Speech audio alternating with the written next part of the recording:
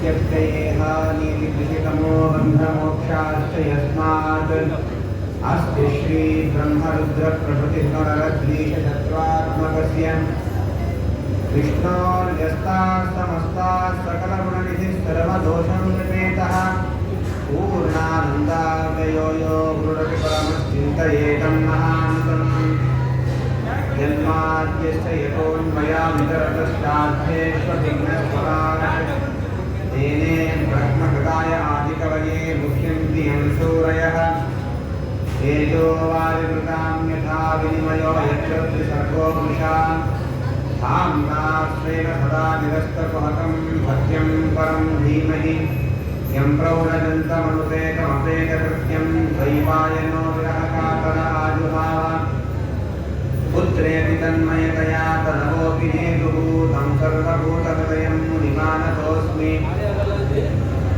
अभ्रमं मङ्गलयुतमृगडं विमलं सदा आनन्दतीर्थमतुलं भजे तापत्रयापहं भवति यदनुभावानेडमुखोऽपि वाग्मी जडमतिरपि जन्तुर्जायते प्राज्ञमौलिः सकलवचनचेतो देवता भारती सा ममोऽतिनिदत्तां सन्निधिं मानसे च चित्रैः पदैश्च गम्भीरैः वाक्यैर्मानैरखण्डितैः गुरुभावं व्यञ्जयन्ति भाति श्रीजयतीर्थवाक् प्रणमत्कामधेनुं च भजत्सुरतरूपमं श्रीभावबोधकृत्पादचिन्तामणिमुपास्तने पूज्याय राघवेन्द्राय सत्यधर्मरताय च भजतां कल्पवृक्षाय नमतां कामधेनवे श्रीसत्यवरदत्ताब्धेः पुष्पिता जगतीतले सुखाश्री सत्यधर्माख्या पावये स्मरतस्ततः सत्याभिघ्नकराब्दोत्थान् पञ्चाशद्वर्गपूजकान् सत्यप्रमोदतीर्थान्यान् नौमिन्यायस्थार्थान् श्रीमत्सत्यात्मतीर्थस्वामी श्रीपादतीर्थो नमः हरिः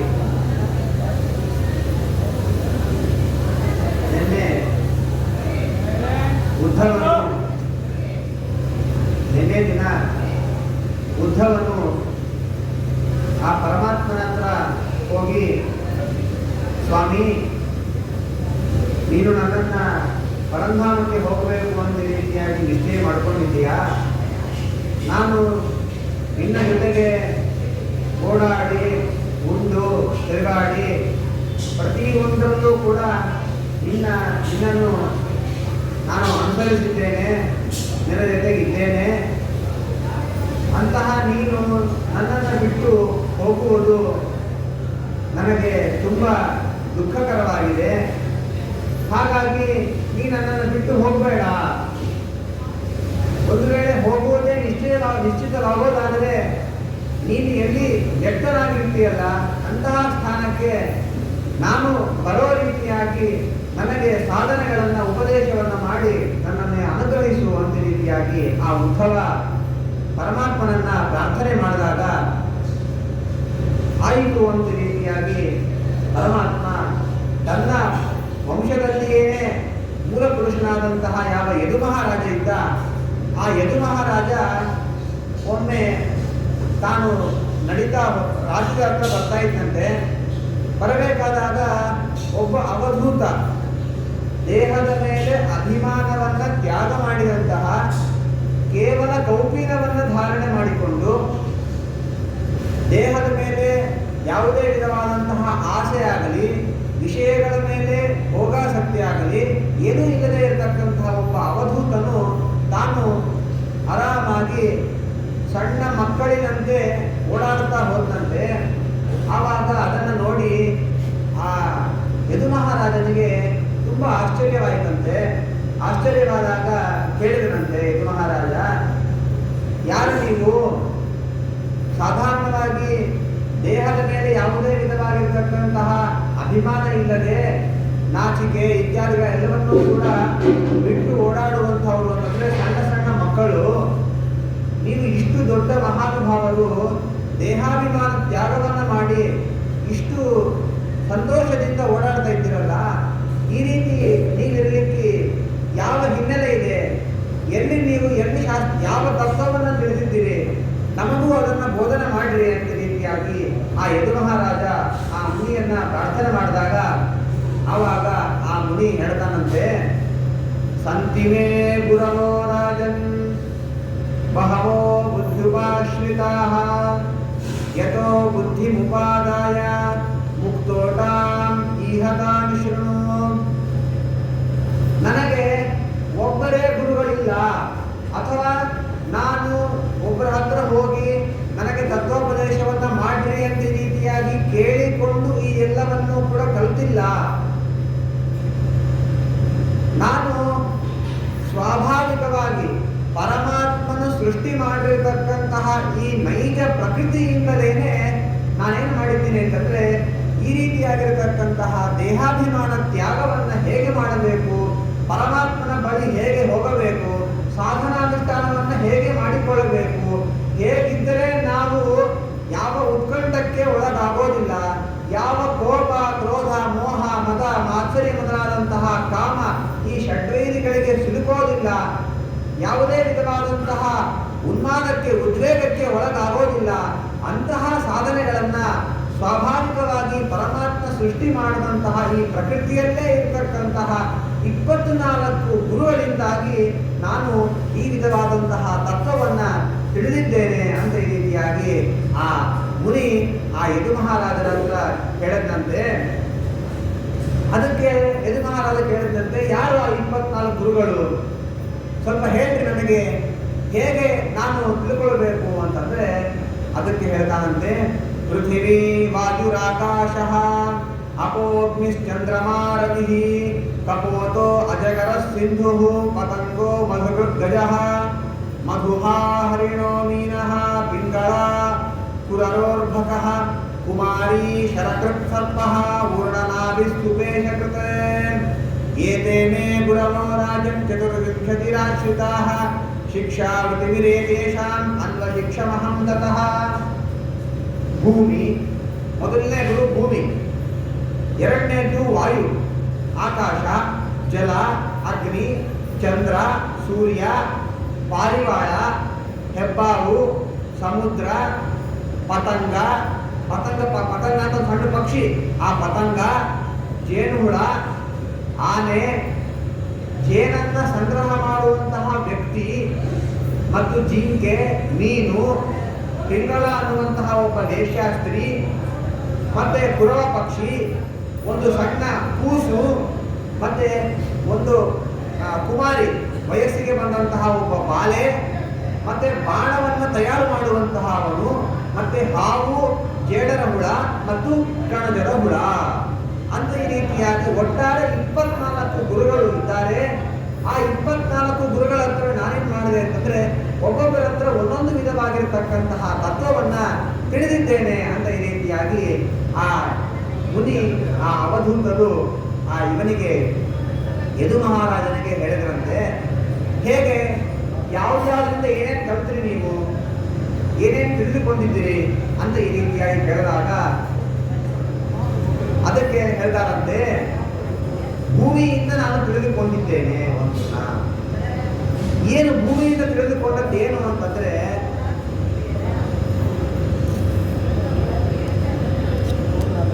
ಈ ಭೂದೇವಿ ಇದ್ದಾಳಲ್ಲ,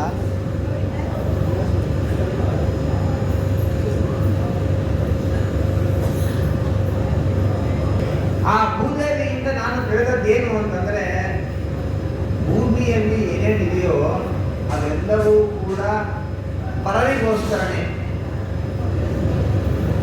ಭೂದೇವಿ ತನಗೋಸ್ಕರ ತಾನು ಏನೂ ಇಟ್ಕೊಳ್ಳೋದಿಲ್ಲ. ನಾವು ತುಳಿತೇವೆ, ಭೂದೇವಿಯನ್ನ ಅಗಿತೇವೆ, ಬಿಸಾಡ್ತೀವಿ, ಉಗುಳ್ತೀವಿ, ಮಲಮೂತ್ರ ವಿಸರ್ಜನೆ ಮಾಡ್ತೀವಿ.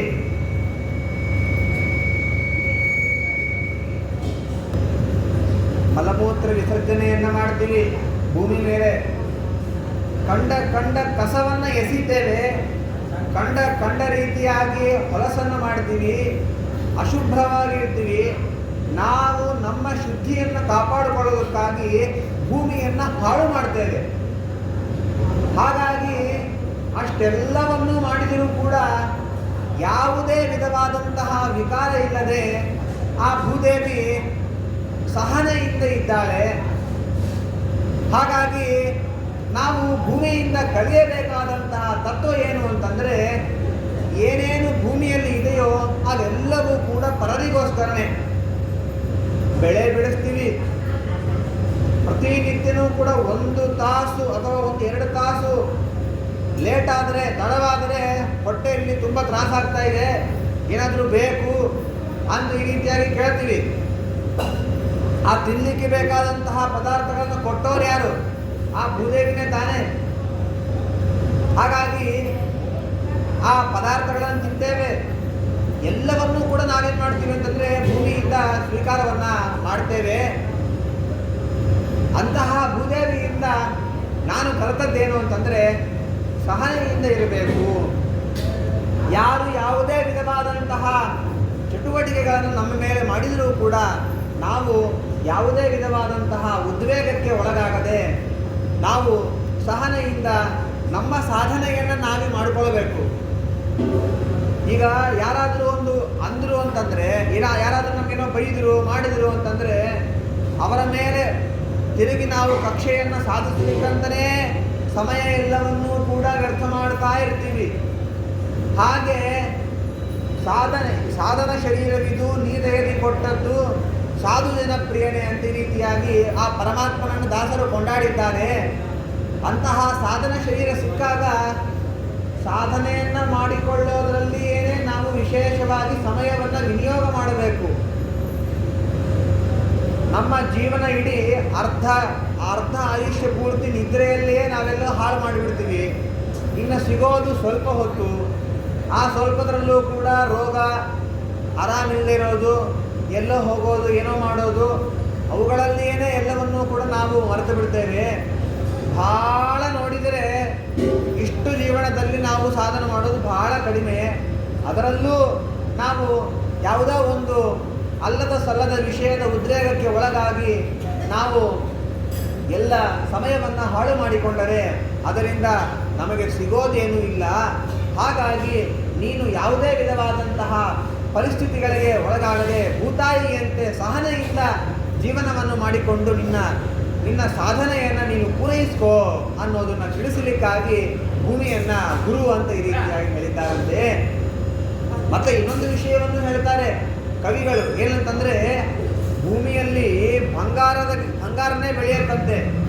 ಆದರೆ ಆ ಬಂಗಾರವನ್ನು ನಾವು ಯಾವ ಬಂಗಾರ ಅಂತಂದರೆ ನಾವು ಹಾಕಿಕೊಳ್ಳುವಂತಹ ಬಂಗಾರ ಅಲ್ಲ, ಒಳ್ಳೆಯ ಗುಣಗಳು, ಭೂಮಿಯಿಂದ ಕಲಿಯಬೇಕಾದಂತಹ ಒಳ್ಳೆಯ ಗುಣಗಳು, ಅದೇ ಬಂಗಾರ.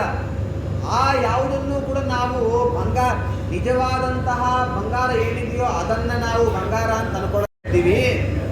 ಹಾಗಾಗಿ ನೀನು ಈ ರೀತಿಯಾಗಿ ಸಮಯವನ್ನು ವ್ಯರ್ಥ ಮಾಡಬೇಡ, ಸಾಧನೆಯನ್ನು ಮಾಡಿಕೊಂಡು ನಿನ್ನ ಜೀವನವನ್ನು ನೀನು ಮುಗಿಸು ಅಂತ ಈ ರೀತಿಯಾಗಿ ಭೂಮಿ ಅನ್ನೋದನ್ನು ಮೊದಲನೇ ಗುರುವಾಗಿ ಇಟ್ಟು ಅವರು ತಾವು ತಿಳಿದಂತಹ ತತ್ವವನ್ನು ಉಪದೇಶವನ್ನು ಮಾಡಿದ್ದಾರಂತೆ.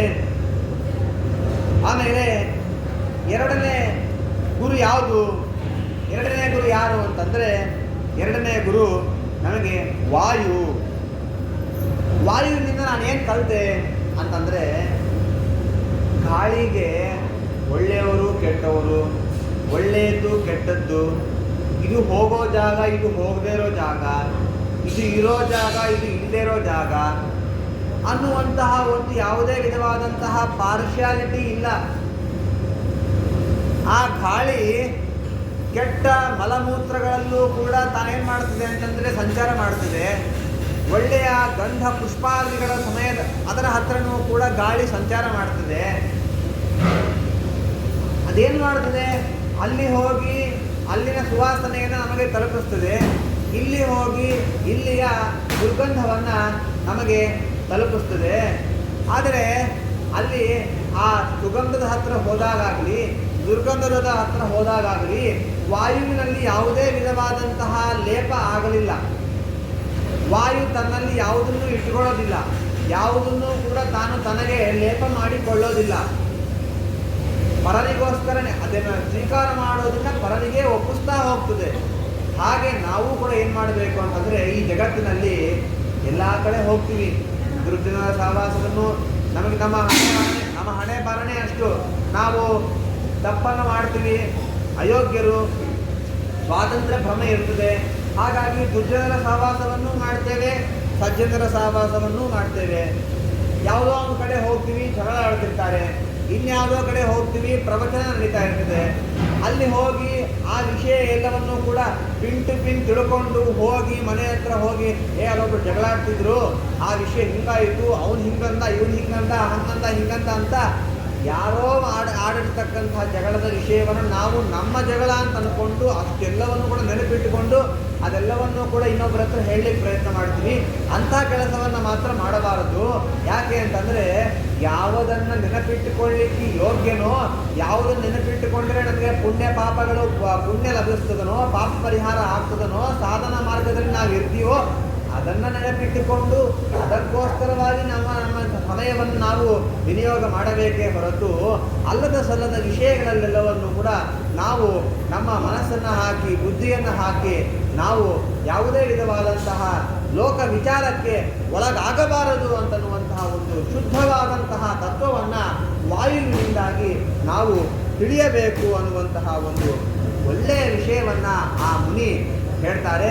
ಒಟ್ಟಾರೆ ವಾಯುವಿನಿಂದ ನಾವು ಕಲಿಯಬೇಕಾದೇನು ಅಂತಂದರೆ ನಿರ್ಲಿಪ್ತರಾಗಿ ಇರೋದು, ಯಾವುದನ್ನು ಕೂಡ ನಮ್ಮ ಮೈ ಮೇಲೆ ಹಾಕಿಕೊಳ್ಳದೆ ನಮಗೆ ಏನು ಉಂಟೋ, ನಮಗೇ ಬೇಕಾದಷ್ಟು ಟೆನ್ಷನ್ಗಳು, ನಮಗೆ ಬೇಕಾದಂತಹ ವಿಚಾರಗಳು, ನಮಗೆ ತುಂಬ ಬೇಕಾದಷ್ಟು ಇದಿದೆ, ಅವೆಲ್ಲವನ್ನು ಬಿಟ್ಟು ಯಾವುದೋ ವಿಷಯದ ಮೇಲೆ ನಾವು ಮನಸ್ಸನ್ನು ಇಡೋದು ಒಳ್ಳೆಯದಲ್ಲ ಅಂತನ್ನುವಂತಹ ಒಂದು ತತ್ವವನ್ನು ಆ ವಾಯುವಿನಿಂದ ನಾನು ಕಲಿತೆ ಅನ್ನುವಂತಹ ವಿಷಯವನ್ನು ಆ ಅವಧೂತರು ತಿಳಿಸ್ತಾರಂತೆ. ಅದಾದ ಮೇಲೆ ಮೂರನೇ ಗುರು ಯಾರು ನಿಮಗೆ ಅಂತಂದರೆ ಆಕಾಶ. ಆಕಾಶನೇ ನನಗೆ ಮೂರನೇ ಗುರು. ಆಕಾಶದಿಂದ ನಾನು ಏನು ಕಲಿತೆ ಅಂತಂದರೆ, ಆಕಾಶ ಜಗತ್ತಿನಲ್ಲಿ ಏನೇ ನಡೆದರು, ಜಗತ್ತಿನಲ್ಲಿ ಬಹಳ ವಿಧವಾಗಿರತಕ್ಕಂತಹ ವಿಚಾರಗಳು ನಡೀತಿದೆ. ಏನೇ ನಡೆದರೂ ಕೂಡ ಆ ಆಕಾಶ ಯಾವುದಕ್ಕೂ ತಲೆಗೆಡಿಸ್ಕೊಳ್ಳೋದಿಲ್ಲ. ಮಳೆಗಾಲ ಬರ್ತದೆ, ದಡದಂತಹ ಮಳೆ ಸುರಿಸ್ತದೆ, ಮಳೆ ಸುರಿತದೆ, ಮೋಡಗಳಲ್ಲಿ ವಿಚಿತ್ರವಾಗಿರ್ತಕ್ಕಂತಹ ಮಿಂಚು ಸಿಡಿತಿದೆ. ತುಂಬ ವಿಧವಾದಂತಹ ಪ್ರಕೃತಿಯಲ್ಲಿ ವಿಚಿತ್ರವಾದಂತಹ ವಿಕಾರಗಳಾಗ್ತದೆ. ಅದು ಯಾವ ವಿಕಾರ ಮಾಡಿದರೂ ಕೂಡ ಆಕಾಶಕ್ಕೆ ಯಾವುದೇ ವಿಧವಾದಂತಹ ಹಾನಿ ಆಗುವುದಿಲ್ಲ. ಯಾಕೆ ಅಂತಂದರೆ, ಆಕಾಶ ಅದರ ಮೇಲೆ ಎಲ್ಲವನ್ನೂ ಕೂಡ ಅಭಿಪ್ರಾಯ, ಯಾವುದೇ ವಿಧವಾದಂತಹ ವಿಕಾರಗಳು ಜಗತ್ತಿನಲ್ಲಿ ನಡೆದರೂ ಕೂಡ ಆಕಾಶಕ್ಕೆ ಯಾವುದೇ ವಿಧವಾದಂತಹ ಹಾನಿ ಇಲ್ಲ. ಯಾರೋ ಒಂದು ಹೊಳಸನ್ನು ತಗೊಂಡು ಹೀಗೆ ಬಿಸಾಕಿದ್ರು ಅಂತಂದರೆ ಆಕಾಶ ಕಪ್ಪಾಗುತ್ತಾ? ಅಥವಾ ಒಂದು ಬಿಳಿ ಬಣ್ಣ ತಗೊಂಡು ಬಡಿದ್ರೆ ಆಕಾಶ ಬಿಳಿ ಆಗತ್ತಾ? ಯಾವುದೂ ಆಕಾಶದಲ್ಲಿ ಯಾವುದೇ ವಿಧವಾದಂತಹ ವಿಕಾರಗಳು ನಮಗೆ ಲಭ್ಯವಾಗೋದಿಲ್ಲ. ಇದರಿಂದ ನಾವು ಕಲಿಯಬೇಕಾದಂತಹ ವಿಷಯ ಏನು ಅಂತಂದರೆ, ಆಕಾಶದಿಂದಾಗಿ ಆಕಾಶದಂತೆ ಇರಬೇಕು. ಯಾವುದೇ ವಿಧವಾದಂತಹ ವಿಕಾರಗಳು ಜಗತ್ತಿನಲ್ಲಿ ನಡೆದರೂ ಕೂಡ ಅದಕ್ಕೆ ನಾವು ಒಳಗಾಗಬಾರದು ಅನ್ನುವಂತಹ ವಿಷಯವನ್ನು ನಾವು ತಿಳಿಯಬೇಕು. ಈ ಪ್ರಕೃತಿನೇ ಹಾಗೆ. ಒಂದು ಉದಾಹರಣೆಗೆ ಹೇಳಬೇಕಾದ್ರೆ, ನಾವು ಯಾವುದೋ ಒಂದು ಚಲನಚಿತ್ರವನ್ನು ನೋಡಲಿಕ್ಕಾಗಿ, ಸಿನಿಮಾ ನೋಡಲಿಕ್ಕಾಗಿ ನಾವು ಹೋಗ್ತೀವಿ. ಹೋದಾಗ ಅಲ್ಲಿ ನಾನಾ ವಿಧವಾಗಿರ್ತಕ್ಕಂತಹ ದೃಶ್ಯಗಳು, ನಾನಾ ವಿಧವಾದಂತಹ ಪರಿಸ್ಥಿತಿಗಳು ಇರ್ತದೆ. ಯಾವುದೋ ಒಬ್ಬರು ಅಳ್ತಾರೆ, ಒಂದೇನೋ ದುಃಖ ಸಂಗತಿ ಇರ್ತದೆ, ಇನ್ನೊಂದು ಸಂತೋಷ ಸಂಗತಿ ಇರ್ತದೆ. ನಾನಾ ವಿಧವಾದಂತಹ ಆ ಎಲ್ಲ ಸಂಗತಿಗಳ ಒಂದು ಸಮೂಹವೇ ಒಂದು ಚಲನಚಿತ್ರ ಅಂತ ಮಾಡ್ತಾರೆ. ಅಲ್ಲಿ ನಾವು ಹೋದಾಗ ನಾವು ನಮಗೆ ಅನಿಸಿದ ರೀತಿಯಾಗಿ ಚಲನಚಿತ್ರ ಇರಬೇಕು ಅಂತ ಅಂದ್ಕೊಂಡ್ರೆ ನಡೀತದ? ಅದು ಆ ಚಲನಚಿತ್ರವನ್ನು ಮಾಡಿದವನು ಡೈರೆಕ್ಟರ್. ಆ ಡೈರೆಕ್ಟರಿಗೆ ಹೇಗೆ ಅನಿಸ್ತದನೋ, ಅವನು ಯಾವ ರೀತಿಯಾಗಿ ತೆಗಿಬೇಕು ಅಂತ ಅಂದ್ಕೊಂಡಿರ್ತಾನೋ ಅದೇ ರೀತಿಯಾಗಿ ಮಾತ್ರನೇ ಆ ಚಲನಚಿತ್ರ ಇರ್ತದೆ ಹೊರತು ನಮ್ಮ ಅನಿಸಿಕೆಗಳಿಗೆ ಅನುಗುಣವಾಗಿ ಆ ಚಲನಚಿತ್ರ ಇರೋದಿಲ್ಲ. ಹೀಗಿರ್ಬೇಕು ಅಂದ್ಕೊಂಡ್ರೆ ಹಾಗಿರೋದಿಲ್ಲ, ಹಿಂಗೆ ಆಗಬೇಕು ಅಂದ್ಕೊಂಡ್ರೆ ಹಂಗೆ ಆಗೋದೂ ಇಲ್ಲ. ಹಾಗೆ ಈ ಪ್ರಕೃತಿಯಲ್ಲೂ ಕೂಡ ನಾವು ಆ ಪ್ರಕೃತಿಯನ್ನು ನೋಡಿ ನಾವು ತಿಳಿಯಬೇಕಾದದ್ದು ಕೂಡ ಅಷ್ಟೇ. ನಾವು ಈ ಪ್ರಕೃತಿಯಲ್ಲಿ ಇರ್ತಕ್ಕಂತಹ ಎಲ್ಲ ವಿಷಯಗಳನ್ನು ಉಪಭೋಗ ಮಾಡಬೇಕಾದಾಗ ನಾಳೆ ಹಿಂಗೆ ಇರಬೇಕು, ನಾಳೊತ್ತು ಹಿಂಗೆ ಇರಬೇಕು, ಇವತ್ತು ಹಿಂಗೆ ಆಗಬೇಕು ಅಂತ ಅಂದ್ಕೊಂಡ್ರೆ ಅದು ಆಗೋದಿಲ್ಲ. ಸ್ವಾಭಾವಿಕವಾಗಿ ಪರಮಾತ್ಮ ಸಂಕಲ್ಪ ಮಾಡಿಬಿಟ್ಟಿದ್ದಾನೆ. ಈ ಸಮಯಕ್ಕೆ ಈ ರೀತಿಯ ಆಗಬೇಕು ಅಂತ ರೀತಿಯಾಗಿ ಪರಮಾತ್ಮ ಅದನ್ನು ಸಂಕಲ್ಪ ಮಾಡಿಬಿಟ್ಟಿದ್ರಿಂದಾಗಿ ಅದು ಅದಾಗದ ಆಗ್ತಾ ಇರ್ತದೆ. ಅದೆಲ್ಲವನ್ನು ಕೂಡ ಸ್ವೀಕಾರ ಮಾಡ್ತಿರ್ಬೇಕಾದ್ರೆ ಸ್ವೀಕಾರ ಮಾಡಬೇಕು, ಬೇಡದೆ ಹೋದರೆ ಬಿಡ್ತಾ ಇರಬೇಕು. ಸುಮ್ಮನೆ ನಮ್ಮ ಸಾಧನೆಯನ್ನು ನಾವು ಮಾಡ್ಕೊತಾ ಹೋಗ್ತಾ ಇರಬೇಕಷ್ಟೇ ಹೊರತು ಆ ಯಾವುದೇ ವಿಧವಾದಂತಹ ಪ್ರಕೃತಿಯ ವಿಷಯಗಳಲ್ಲಿ ನಾವು ನಮ್ಮ ಮನಸ್ಸನ್ನು ಇಟ್ಟು ಸಮಯವನ್ನು ಹಾಳು ಮಾಡಿಕೊಳ್ಳಬಾರದು ಅನ್ನುವಂತಹ ಒಳ್ಳೆಯ ತತ್ವವನ್ನು ಆ ಅವಧೂತರು ಇದರಿಂದಾಗಿ ನಮಗೆ ತಿಳಿಸ್ತಾರೆ. ನಾವು ಏನು ಮಾಡ್ತೀವಿ ಅಂತಂದರೆ ಬರೇ ಸುಖವೇ ನಮಗಾಗಬೇಕು, ಯಾವಾಗಲೂ ಆನಂದವಾಗಿರಬೇಕು, ನೆಮ್ಮದಿಯಿಂದ ಇರಬೇಕು ಅಂತ ಈ ರೀತಿಯಾಗಿ ನಾವು ಬಯಸ್ತೇವೆ.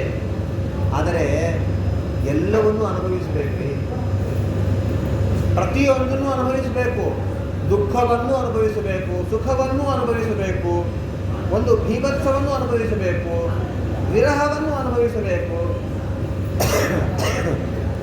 ಪ್ರತಿಯೊಂದನ್ನು ಕೂಡ ನಾವು ಅನುಭವಿಸಬೇಕು. ಯಾಕೆ ಅಂತಂದರೆ ಈಗ ನಾನು ಸಿಹಿ ಅಷ್ಟೇ ತಿಂತೀನಿ ಅಂತಂದರೆ ನಡೆಯುತ್ತಾ, ಅಥವಾ ನಾನು ಖಾರ ಅಷ್ಟೇ ತಿಂತೀನಿ ಅಂದರೆ ನಡೆಯುತ್ತಾ?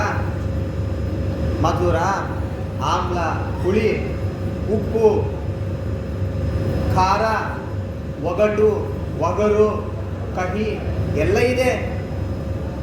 ಆ ಎಲ್ಲವನ್ನು ಕೂಡ ನಾವು ತಿಂತೇವೆ ತಾನೆ. ಪ್ರತಿಯೊಂದನ್ನು ಕೂಡ ನಾವು ಇದು ಮಾಡ್ತೀವಿ ತಾನೆ. ನಾವು ತಿನ್ನಲ್ಲ ಅಂದರೆ ಇನ್ನೂ ಹೇಳ್ತಾರೆ, ಎಲ್ಲ ರುಚಿ ನೋಡ್ಬೇಕಪ್ಪ ನೀನು, ಯಾವುದನ್ನು ಬಿಡಬಾರ್ದು, ತಿನ್ನೋದು ಬಿಡೋದು ನಿಂಗೆ ಬಿಟ್ಟಿದ್ದು, ರುಚಿಯನ್ನಂತೂ ಸವಿ ನೀನು ಅಂತ ಈ ರೀತಿಯ ಹೇಳ್ತಾರೆ. ಹಾಗೆ ಎಲ್ಲವನ್ನೂ ಕೂಡ ನಾವು ಸುಖ ಒಂದೇ ಬೇಕು ಅಂತ ಈ ರೀತಿಯಾಗಿ ಬಯಸಬಾರದು. ದುಃಖ ಬೇಡೇ ಬೇಡ ಅಂತ ಅನ್ನಬಾರದು. ಈ ಸಂಸಾರಕ್ಕೆ ಬಂದ್ವಿ ಅಂತಂದಮೇಲೆ ದುಃಖ ಆಗಬೇಕು. ದುಃಖ ಆದರೇನೆ ಏನಾಗುತ್ತೆ ಅಂತಂದರೆ ನಮ್ಮ ಮನಸ್ಸು ಪರಮಾತ್ಮನ ಬಳಿ ಹೋಗುತ್ತೆ. ಅದಕ್ಕೆ ಆ ಮಹಾಭಾರತ ಯುದ್ಧ ಎಲ್ಲ ಆದಮೇಲೆ ಕುಂತಿದೇವಿಯ ಹತ್ರ ಪರಮಾತ್ಮ ಬಂದಾಗ ಕುಂತಿದೇವಿ ಏನು ಕೇಳಿದ್ಲು ಅಂತಂದರೆ, ಸ್ವಾಮಿ ನನಗೆ ಕಷ್ಟಗಳನ್ನು ಮಾತ್ರ ಕೊಡು, ನನಗೆ ಕಷ್ಟಗಳನ್ನೇ ಕೊಡು. ಯಾಕೆ ಅಂತಂದರೆ ಕಷ್ಟಗಳು ಕಷ್ಟಗಳು ಮೇಲಿಂದ ಮೇಲೆ ಬರ್ತಾ ಇತ್ತು ಅಂತಂದರೆ ನಿನ್ನ ನಾಮಸ್ಮರಣೆಯನ್ನು ಮಾಡ್ತೀವಿ, ನಿನ್ನ ನಾಮ ಸಂಕೀರ್ತನೆಯನ್ನು ಮಾಡ್ತೀವಿ, ಅದರಿಂದ ನಮಗೆ ತುಂಬ ಲಾಭ ಇದೆ. ಸಂಕಷ್ಟಗಳಿದ್ದರೆ ಮಾತ್ರನೇ ಪರಮಾತ್ಮನನ್ನು ನಾವು ಹೊಂದಲಿಕ್ಕೆ ಸಾಧ್ಯ ಇದೆ. ಹಾಗಾಗಿ ಎಲ್ಲವನ್ನೂ ಕೂಡ ನಾವು ಅನುಭವಿಸಬೇಕು ಅನ್ನುವಂತಹ ಒಂದು ಶುದ್ಧವಾದಂತಹ ತತ್ವವನ್ನು ನಾನು ಪ್ರಕೃತಿಯಿಂದ ಕಲಿತೆ ಅನ್ನುವಂತಹ ಅದ್ಭುತ ವಿಷಯವನ್ನು ಆ ಅವಧೂತನು ತಿಳಿಸ್ತಾನಂತೆ. ಅಷ್ಟೇ ಅಲ್ಲ, ಈ ಜಗತ್ತಿನಲ್ಲಿ ಏನಾಗಿದೆಯಲ್ಲ ಎಲ್ಲವೂ ಕೂಡ ಮಣ್ಣು ನೀರು ಬೆಂಕಿ ಮೂರಿಂದಲೇ ಆಗಿತ್ತು. ಉದಾಹರಣೆಗೆ ಒಂದು ರೋಜಾ ಹೂವನ್ನು ನೀವು ಭೂಮಿಯಲ್ಲಿ ಬಿತ್ತುತ್ತೀರಿ, ಮಣ್ಣು ಬೇಕು, ಮಣ್ಣಿಂದ ಹೋದರೆ ಅದು ಬೆಳೆಯೋದಿಲ್ಲ, ನೀರು ಬೇಕು. ಹಂಗಂತ ನಾನು ಮನ್ಯಾಗ ಒಂದು ರೂಮಲ್ಲಿ ಕೀ ಹಾಕ್ತೀನಿ ಅಂತಂದರೆ ಆಯಿತು, ಗೋವಿಂದ. ಸೂರ್ಯನ ಬೆಳಕು ಬೇಕು, ಮಣ್ಣು ನೀರು ಬೆಂಕಿ. ಯಾವುದೇ ತಗೊಳ್ರಿ, ಜಗತ್ತಿನಲ್ಲಿ ಬೆಳೆದಂತಹ ಒಂದು ಗಿಡ ತಗೊಳ್ರಿ, ಅದು ಆ ಗಿಡ ಬೆಳೆಯಲಿಕ್ಕೆ ಮಣ್ಣು ನೀರು ಬೆಂಕಿ. ಕೊನೆಗೆ ಆ ಗಿಡವನ್ನು ಕಡಿದ ಮೇಲೆ ಅದು ಬೆಂಕಿಗೆ ಹೋಗ್ತದೆ. ಆ ಬೆಂಕಿಗೆ ಹೋದ ಬೂದಿ ಆದ್ಮೇಲೆ ಅಲ್ಲೂ ಮಣ್ಣು ನೀರು ಬೆಂಕಿ. ಹಾಗಾಗಿ ಈ ತ್ರಿವೃತ್ಕರಣ ಅಂತಂತಾರೆ ಇದನ್ನ, ಮಣ್ಣು ನೀರು ಬೆಂಕಿ. ಇವುಗಳ ಮೇಲನದಿಂದಲೇ ನಮ್ಮ ಈ ಎಲ್ಲ ದೇಹನೂ ಕೂಡ ಇದೆ. ನಮ್ಮ ದೇಹದಲ್ಲೂ ಕೂಡ ಮಣ್ಣು ನೀರು ಬೆಂಕಿ. ಬೆಂಕಿ ಇಲ್ಲದೆ ಹೋದರೆ ಜೀವನ ನಡೆಯುತ್ತೆ ನಮಗೆ. ಟೈಮಿಗೆ ನಮಗೆ ಒಳಗೆ ಹೋಗಬೇಕು ಅಂತಂದರೆ ಬೆಂಕಿ ಇರಲೇಬೇಕು, ನೀರು ಬೇಕು, ಗಾಳಿ ಬೇಕು, ಭೂಮಿ ಬೇಕು, ಪ್ರತಿಯೊಂದು ಕೂಡ ನಮಗೆ ಬೇಕು. ಹಾಗಾಗಿ ಆಕಾಶದಿಂದ ನಾವು ಕಲಿಯಬೇಕಾದ್ದೇನು ಅಂತಂದರೆ ಯಾವುದೇ ವಿಧವಾದಂತಹ ಪರಿಸ್ಥಿತಿಗಳಿಗೆ ರೆಸ್ಪಾನ್ಸ್ ಮಾಡದೆ ನಮ್ಮ ಸಾಧನೆಯನ್ನು ನಾವು ಮಾಡಿಕೊಳ್ಳುತ್ತಾ ಇರಬೇಕನ್ನುವಂತಹ ಒಂದು ತತ್ವವನ್ನು ನಾನು ಆಕಾಶದಿಂದ ಕಲಿತಿದ್ದೀನಿ ಅಂತ ರೀತಿಯಾಗಿ ಆ ಅವಧೂತರು ಹೇಳಿದ್ರಂತೆ. ಅದಾದ ಮೇಲೆ ನೀವು ಯಾವುದರಿಂದ ಇನ್ಯಾವುದರಿಂದ ಕಲಿತ್ರಿ ಅಂತಂದರೆ ನೀರಿನಿಂದ ನಾನು ಕಲಿತೆ. ನೀರಿನಿಂದ ನೀವು ಕಲ್ತಿದ್ದು ಏನು ಅಂತಂದ್ರೆ ಅದಕ್ಕೆ ಹೇಳ್ತಾರಂತೆ, ಸ್ವಚ್ಛ ಪ್ರಕೃತಿತ ಸ್ನಿಗ್ಧ ಮಾಧುರ್ಯ ತೀರ್ಥವನ್ಋಣಾಂ ಮುನಿ ಪುನಾತ್ಯಘಾತ್ ಮಿತ್ರಾತ್ ಈ ಕ್ಷಣ ಸ್ಪರ್ಶ ಕೀರ್ತನೈ. ನೀರಿನಿಂದ ಏನು ಕಲಿತೆ ಅಂತಂದ್ರೆ, ಆ ನೀರಿಲ್ಲದೆ ಹೋದರೆ ಯಾರಿಗೂ ಕೂಡ ಜೀವನ ಮಾಡಲಿಕ್ಕೆ ಆಗೋದಿಲ್ಲ. ಆಹಾರ ಇಲ್ಲದೆ ಯಾರಾದರೂ ಇರಬಹುದು, ಒಂದು ಪಕ್ಷದಲ್ಲಿ ಆಹಾರವನ್ನು ಬಿಟ್ಟು ನೀವು ಇರ್ಬೋದು, ಆದರೆ ನೀರಿಲ್ಲದೆ ಇರಲಿಕ್ಕೆ ಆಗೋದಿಲ್ಲ. ಯಾಕೆ ಅಂತಂದರೆ ನೀರಿಲ್ಲದೆ ಹೋದರೆ ಮನುಷ್ಯನಿಗೆ ಉಸಿರಾಟನೇ ಆಗೋದಿಲ್ಲ. ನೀರಿಗೂ ಗಾಳಿಗೂ ಅತ್ಯಂತ ಅವಿನಾಭಾವ ಸಂಬಂಧ ಇದೆ. ಬೇರೆ ಎಲ್ಲ ಪಂಚಮಹಾಭೂತಗಳಿಗೂ ಅನ್ಯೋನ್ಯ ಸಂಬಂಧ ಇದೆ. ಆದರೆ ನೀರಿಗೂ ಮತ್ತು ಗಾಳಿಗೂ ಇರತಕ್ಕಂತಹ ಅನ್ಯೋನ್ಯ ಸಂಬಂಧ ಬಹಳ ದೊಡ್ಡದು. ಅದು ಉದಾಹರಣೆಗೆ ಹೇಳಬೇಕಾದ್ರೆ ನಾವೆಲ್ಲರೂ ಕೂಡ ಹಾಸ್ಪಿಟಲ್ನಲ್ಲಿ ಆಕ್ಸಿಜನ್ ಅಂತ ನೋಡ್ತೀವಿ. ಆ ಆಕ್ಸಿಜನ್ ಏನು ಆ ಸಿಲಿಂಡರಲ್ಲಿ ಆಕ್ಸಿಜನ್ ಸಿಲಿಂಡರಲ್ಲಿ ಗಾಳಿ ಅಷ್ಟೇ ಇರಲ್ಲ, ಅದು ನೀರಿನ ರೂಪದಲ್ಲೇ ಇರ್ತದೆ. ಅದನ್ನು ನಾವು ಉಪಯೋಗಿಸ್ಕೋಬೇಕಾದ್ರೆ ಅದು ಗಾಳಿಯನ್ನು ನಮಗೆ ಕೊಡ್ತದೆ, ಗಾಳಿಯಾಗಿ ಪರಿವರ್ತಿಸ್ತದೆ. ಗ್ಯಾಸ್ ಆಗಿರ್ಬೋದು, ಗ್ಯಾಸ್ ಅಂದರೆ ಗಾಳಿ ಅಂತ ಅಷ್ಟೇ ತಿಳ್ಕೊಳ್ಳೋಕೆ ಆಗೋದಿಲ್ಲ. ಗ್ಯಾಸು ಅಷ್ಟೇ ಲಿಕ್ವಿಡ್ ಪೆಟ್ರೋಲಿಯಂ ಅದು. ಹಾಗಾಗಿ ಗಾಳಿ ಅಂತ ಏನಿದೆಯಾ ಅದು ನೀರಿನ ಸಂಬಂಧದಿಂದ ಇರೋದೇ. ಏರ್ ಕಂಡೀಷನರ್ ಅದು ಬರೇ ಗಾಳಿಯನ್ನು ಕೊಡ್ತದೆ ಅಲ್ಲ, ವಾಪಸ್ ಅಲ್ಲಿ ಬಕೆಟ್ ಇಟ್ಟರೆ ನೀರು ತುಂಬ್ತದೆ ಅಲ್ಲಿ. ಹಾಗಾಗಿ ನೀರಿಗೂ ಗಾಳಿಗೂ ಇರ್ತಕ್ಕಂತಹ ಆ ಅನ್ಯೋನ್ಯ ಸಂಬಂಧ ಅಷ್ಟು ದೊಡ್ಡದು. ಹಾಗಾಗಿ ಆಹಾರ ಇಲ್ಲದೆ ಹೋದ್ರೂ ನಾವು ಉಸಿರಾಡ್ತಾ ಇರ್ಬೋದು, ನೀರಿಲ್ಲದೆ ಹೋದರೆ ಉಸಿರಾಡ್ಲಿಕ್ಕೆ ಆಗೋದಿಲ್ಲ. ಹಾಗಾಗಿ ನೀರು ಅಷ್ಟು ಪ್ರಧಾನವಾದದ್ದು. ಮತ್ತು ನೀರು ಹೇಗಿರ್ತದೆ? ಸ್ವಚ್ಛ ಪ್ರಕೃತಿತ ಸ್ವಚ್ಛ, ಶುಭ್ರವಾಗಿರ್ತದೆ. ನೀರು ಯಾವತ್ತೂ ಹಾಳಾಗೋದಿಲ್ಲ ರೀ. ನೀರನ್ನು ನಾವು ಹಾಳು ಮಾಡ್ತೇವೆ, ನಾವು ನೀರನ್ನು ಹಾಳು ಮಾಡ್ತೇವೆ ಅಷ್ಟೇ ಆಗಲಿ, ನೀರು ಹಾಳಾಗೋದಿಲ್ಲ. ಎಲ್ಲಾದರೂ ನದಿಗಳನ್ನು ನೋಡಬೇಕು, ನಾವು ನೋಡ್ಬೋದು. ಹಾಗಾಗಿ ನಾವು ನೀರಿನಿಂದ ಕಲಿಯಬೇಕಾದಂತಹ ತತ್ವ ಏನು ಅಂತಂದರೆ ಸ್ವಚ್ಛವಾಗಿರೋದು. ಒಳಗೊಂದು ಇಟ್ಟುಕೊಂಡು ಹೊರಗೊಂದು ಮಾತಾಡೋದು, ಅಂಥವನು ಇಂಥವನು ಅಂತ ರೀತಿ ಹೇಳ್ಕೊಳ್ಳೋದು.